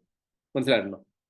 നിങ്ങളുടെ ഒരു വസ്ത്രത്തെക്കുറിച്ച് അത് ലിബാസു തഖ്വ എന്ന് നിങ്ങൾക്ക് പറയാൻ പറ്റുന്ന ഒരു വസ്ത്രമാണെങ്കിൽ അത് കളറിനല്ല എൻ്റെ പ്രശ്നം, അതിൻ്റെ ആകൃതിയല്ല പ്രശ്നം, അതിൻ്റെ ഉദ്ദേശമാണ് പ്രശ്നം, അല്ലെങ്കിൽ ഉദ്ദേശമാണ് അതിലേറ്റവും ഫോക്കസ് ആയിട്ട് വരേണ്ടത് എന്നർത്ഥം. ഓക്കെ, അതിനപ്പുറത്തേക്ക് അതിനെ കൂടുതൽ പിന്നെ ആ അർത്ഥത്തിൽ വേണമെങ്കിൽ നമുക്ക് പിന്നീട് അതിനെക്കുറിച്ച് വേറെ സംസാരിക്കാം. വസ്ത്രം തന്നെ ഒരു വലിയ വിഷയമാണ്. അതാണ് ഏറ്റവും പ്രധാനം. വസ്ത്രം തിരഞ്ഞെടുക്കുമ്പോൾ ഇത് എൻ്റെ തഖ്വയെ പ്രതിനിധാനം ചെയ്യുന്ന വസ്ത്രമാണോ എന്നതാണ് ഏറ്റവും പ്രധാനപ്പെട്ട ചോദ്യം. ഓക്കെ, ഇനി രണ്ടാമത് പറഞ്ഞ സംഗതി, നമ്മൾ സ്വർഗത്തിൽ തട്ടുകളുണ്ട്, ശരിയാണ്. ഓരോരുത്തരും പ്രവർത്തിച്ചതിനനുസരിച്ചാണ് പ്രതിഫലം ലഭിക്കുക. ഫമൻ തഖുലത് മവാസീനു, അല്ല ആരുടെ തുലാസ് കനം തൂങ്ങിയ ഫഹുവ ഫീ ഇശത്തിർ റാദിയ ഫമൻ യഅമൽ മിസ്കാല ദർറത്തിൻ ഖൈറൻ യറ ഫമൻ യഅമൽ മിസ്കാല ദർറത്തിൻ ശർറൻ യറ. അപ്പൊ നമ്മള് സ്വർഗത്തിലേക്കുള്ള പാതയിൽ, അള്ളാഹുവിലേക്കുള്ള പാതയിൽ വ്യത്യസ്ത തട്ടുകളിലായിരിക്കും എന്നതിനെ കുറിച്ച് ഒരു സംശയമില്ല. അതുകൊണ്ട് തന്നെയാണ് സ്വർഗത്തിൽ തട്ടുകൾ ഉള്ളത്. ഫിർദൗസിൽ ആലയാണ് ഏറ്റവും സൂപ്പർ, അത് നിങ്ങൾ ചോദിക്കണമെന്ന് റസൂൽ തന്നെ നമ്മളോട് കൽപ്പിച്ചിരിക്കുന്നു. പക്ഷെ അതേ സന്ദർഭത്തിൽ ഒരാളെ കുറിച്ച് ഒരാൾക്ക് ഏറ്റവും, അതായത് നമ്മൾ ഈ ദീനിനെ എളുപ്പമാക്കി കൊടുക്കാനാണല്ലോ റസൂൽ പറഞ്ഞിട്ടുള്ളത്. യസ്സിറു വലാ തുഅസ്സിറു, നിങ്ങൾ ഈ ദീനിനെ എളുപ്പമാക്കുക. ഇത് സ്വർഗത്തിൽ പോവുക എന്നുള്ളത് ഏറ്റവും ബുദ്ധിമുട്ടുള്ള ഒരു സംഗതിയായിട്ട് നമ്മൾ അവതരിപ്പിക്കാൻ റസൂൽ തന്നെ പറഞ്ഞിട്ടില്ല. വളരെ എളുപ്പത്തിൽ ഒരാൾ വന്നിട്ട് റസൂലിനോട് ചോദിക്കുന്നത്, അല്ലാണ്ട് റസൂലെ, ഞാൻ 5 നേരം നിസ്കരിക്കാം, റമദാനിൽ നോമ്പ് നോക്കാം, പറ്റുന്ന പോലെ എനിക്ക് ബാക്കി കർമ്മങ്ങളൊക്കെ ചെയ്യാം, ഞാൻ സ്വർഗത്തിൽ പോവും. റസൂൽ പറഞ്ഞു, അത് മതി, നീ അത്രയും ചെയ്താൽ സ്വർഗത്തിൽ പോകും. ശരിക്കും അവിടെ റസൂലിന് എന്തൊക്കെ പറയായിരുന്നു? അല്ല, നീ ഇതിൻ്റെ തിങ്കളാഴ്ച വ്യാഴാഴ്ച നോമ്പ് നോക്കണം, ഖുർആൻ ഇത്ര കാണാതെ പഠിക്കണം, ഖുർആന്റെ തജ്വീദ് ഇങ്ങനെ ആയിരിക്കണം, പോരാ ഒരുപാട് സദക്ക ചെയ്യണം, ഇങ്ങനെയൊക്കെ ഒരുപാട് പറയാം. അതൊക്കെ ഉണ്ട്, അതൊക്കെ ദീനിന്റെ വ്യത്യസ്ത സംഗതികളാണ്, ഐച്ഛികമായ സംഗതിയാണ്. പക്ഷെ ഒരാൾ വന്നിട്ട് റസൂലിനോട് പറയണം, എനിക്ക് ഇത്രേ പറ്റുള്ളൂ, ഞാൻ 5 നേരം നിസ്കരിച്ചോളാം, നിർബന്ധ കർമ്മങ്ങൾ അനുഷ്ഠിച്ചോളാം, ഞാൻ സ്വർഗത്തിൽ പോകുന്ന റസൂൽ പറഞ്ഞത്. അപ്പോൾ അതിന്റെ അർത്ഥം എന്താ? അതിന്റെ അർത്ഥം ഓരോരുത്തർക്കും ഓരോ വ്യക്തികളുടെയും ജീവിത സാഹചര്യങ്ങൾക്കനുസരിച്ച്, അല്ലെങ്കിൽ അയാളുടെ ഇൽമിനനുസരിച്ച്, അങ്ങനെ ഉണ്ടല്ലോ, ഓരോരുത്തരുടെയും സാധ്യതക്കനുസരിച്ചാണ് അവരുടെ ബാധ്യത. നിങ്ങളുടെ വിവരങ്ങൾ കൂടുന്നതനുസരിച്ച് നിങ്ങൾക്ക് ബാധ്യത കൂടും. അതിന്റെ അർത്ഥം വിവരം നേടരുത് അല്ലെങ്കിൽ നേടാതിരിക്കാനുള്ള, അതാണ് അനുഗ്രഹം എന്ന് കരുതരുത് എന്നുള്ളതാണ്. അങ്ങനെ കരുതരുത്, മറിച്ച് പരമാവധി നമുക്ക് കിട്ടിയ അറിവനുസരിച്ച്, നമുക്ക് ബോധ്യപ്പെട്ട വിവരങ്ങൾക്കനുസരിച്ച് നമ്മൾ പ്രവർത്തിക്കുക. ആ പ്രവർത്തിക്കുന്നത് ആത്മാർത്ഥതയോടെ ആയിരിക്കുക. അങ്ങനെയാണെങ്കിൽ നിങ്ങൾ അള്ളാഹുവിന്റെ പാതയിലാണ്. ആ പാതയിൽ നിങ്ങൾ എത്ര സ്പീഡിലാണ് പോകുന്നത്, ആ പാതയിൽ നിങ്ങൾ എവിടെ എത്തി എന്നത് പ്രശ്നമല്ല, നിങ്ങൾ ആ പാതയിൽ ആയിരിക്കുക എന്നതാണ് പ്രധാനം. ആ പാതയിൽ ആയിരിക്കുന്നിടത്തോളം നിങ്ങളുടെ സാധ്യതക്കനുസരിച്ച് നിങ്ങൾക്ക് മുന്നോട്ട് പോകാം. ആ സാധ്യതകൾക്കനുസരിച്ച് നിങ്ങളുടെ ബാധ്യത വരൂ. മനസ്സിലാവുന്നുണ്ടോ? ഒരാൾക്ക് ഒരുപാട് പണം ഉണ്ടെങ്കിൽ ആ പണം അയാൾ അള്ളാഹുവിന്റെ മാർഗത്തിൽ, അല്ലെങ്കിൽ അതിന്റെ പേരിൽ അയാൾക്ക് ചോദ്യം ചെയ്യാൻ സാധ്യത കൂടുതലാണ്. ഒരാൾക്ക് ഒരുപാട് വിജ്ഞാനം ഉണ്ടെങ്കിൽ ആ വിജ്ഞാനത്തിന്റെ അടിസ്ഥാനത്തിൽ അയാളെ ചോദ്യം ചെയ്യപ്പെടാൻ അള്ളാഹുവിന്റെ മുമ്പിൽ കൂടുതൽ സാധ്യത കൂടുതലാണ്.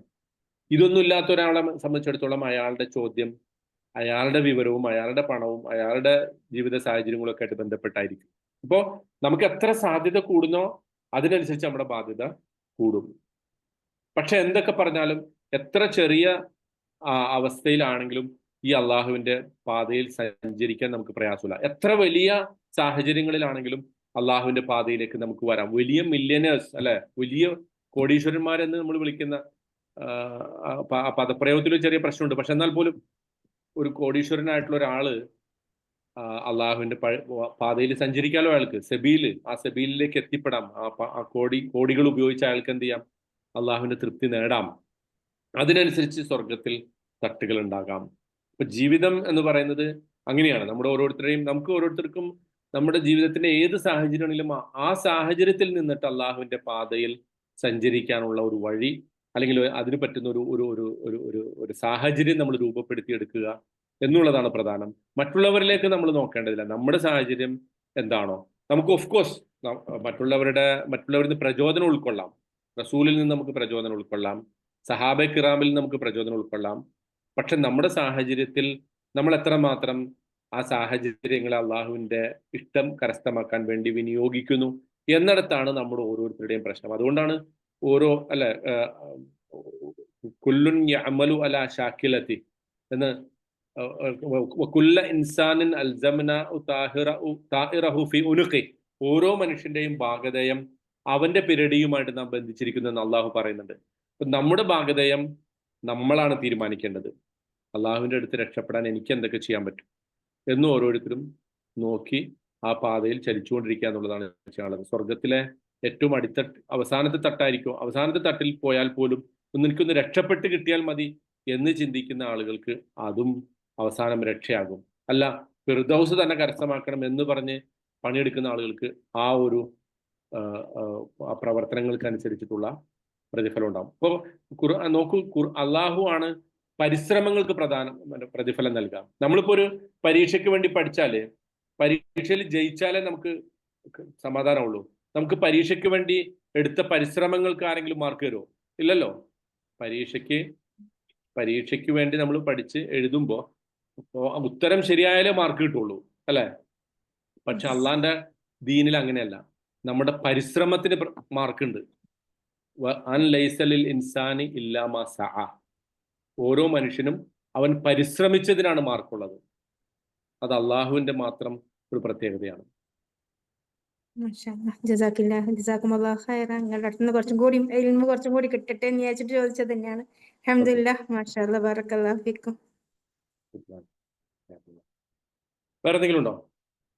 ഓക്കെ. അള്ളാഹു സുബ്ഹാനഹു വതആല നമ്മുടെ ഈ ഒത്തുചേരൽ സാലിഹായ ഒരു അമലായി സ്വീകരിക്കുമാറാകട്ടെ. പരിശുദ്ധ ഖുർആൻ മനസ്സിലാക്കുകയും അത് ജീവിതത്തിൽ പകർത്തുകയും ചെയ്യുന്ന ആളുകളുടെ കൂട്ടത്തിൽ അള്ളാഹു നമ്മെ ഉൾപ്പെടുത്തി അനുഗ്രഹിക്കുമാറാകട്ടെ. അല്ലാഹുമ്മ ജഅൽ ജംഅനാ ഹാദാ ജംഅൻ മർഹൂമ വജ്അൽ തഫറഖനാ മിൻ ബഅദിഹി തഫറഖൻ മഅസൂമ. അല്ലാഹുമ്മ ലാ തജഅൽ ഫീനാ വലാ മഅനാ ശഖിയ്യൻ വലാ മഹ്റൂമ. അല്ലാഹുമ്മ ജഅൽ ഖുർആനൽ അളീമ റബീഅ ഖുലൂബിനാ വനൂറ സുദൂരിനാ വജിലാഅ ഹമ്മിനാ വദഹാബ അഹ്സാനിനാ വഹുമൂമിനാ. اللهم علمنا منه ما جهلنا وذكرنا منه ما نسينا. اللهم آنس بالقرآن وحشتنا في القبور. اللهم ارزقنا تلاوته في آناء الليل وأطراف النهار على الوجه الذي يرضيك عنا. اللهم اجعله لنا دليلنا إلى جناتك جنات النعيم. اللهم اجعل القرآن شفيعا لنا يوم القيامة برحمتك يا أرحم الراحمين. سبحان ربك رب العزة عما يصفون وسلام على المرسلين والحمد لله رب العالمين. سبحانك اللهم وبحمدك أشهد أن لا إله إلا الله أستغفر الله وأتوب إليك. السلام عليكم ورحمة الله وبركاته. وعليكم السلام ورحمة الله.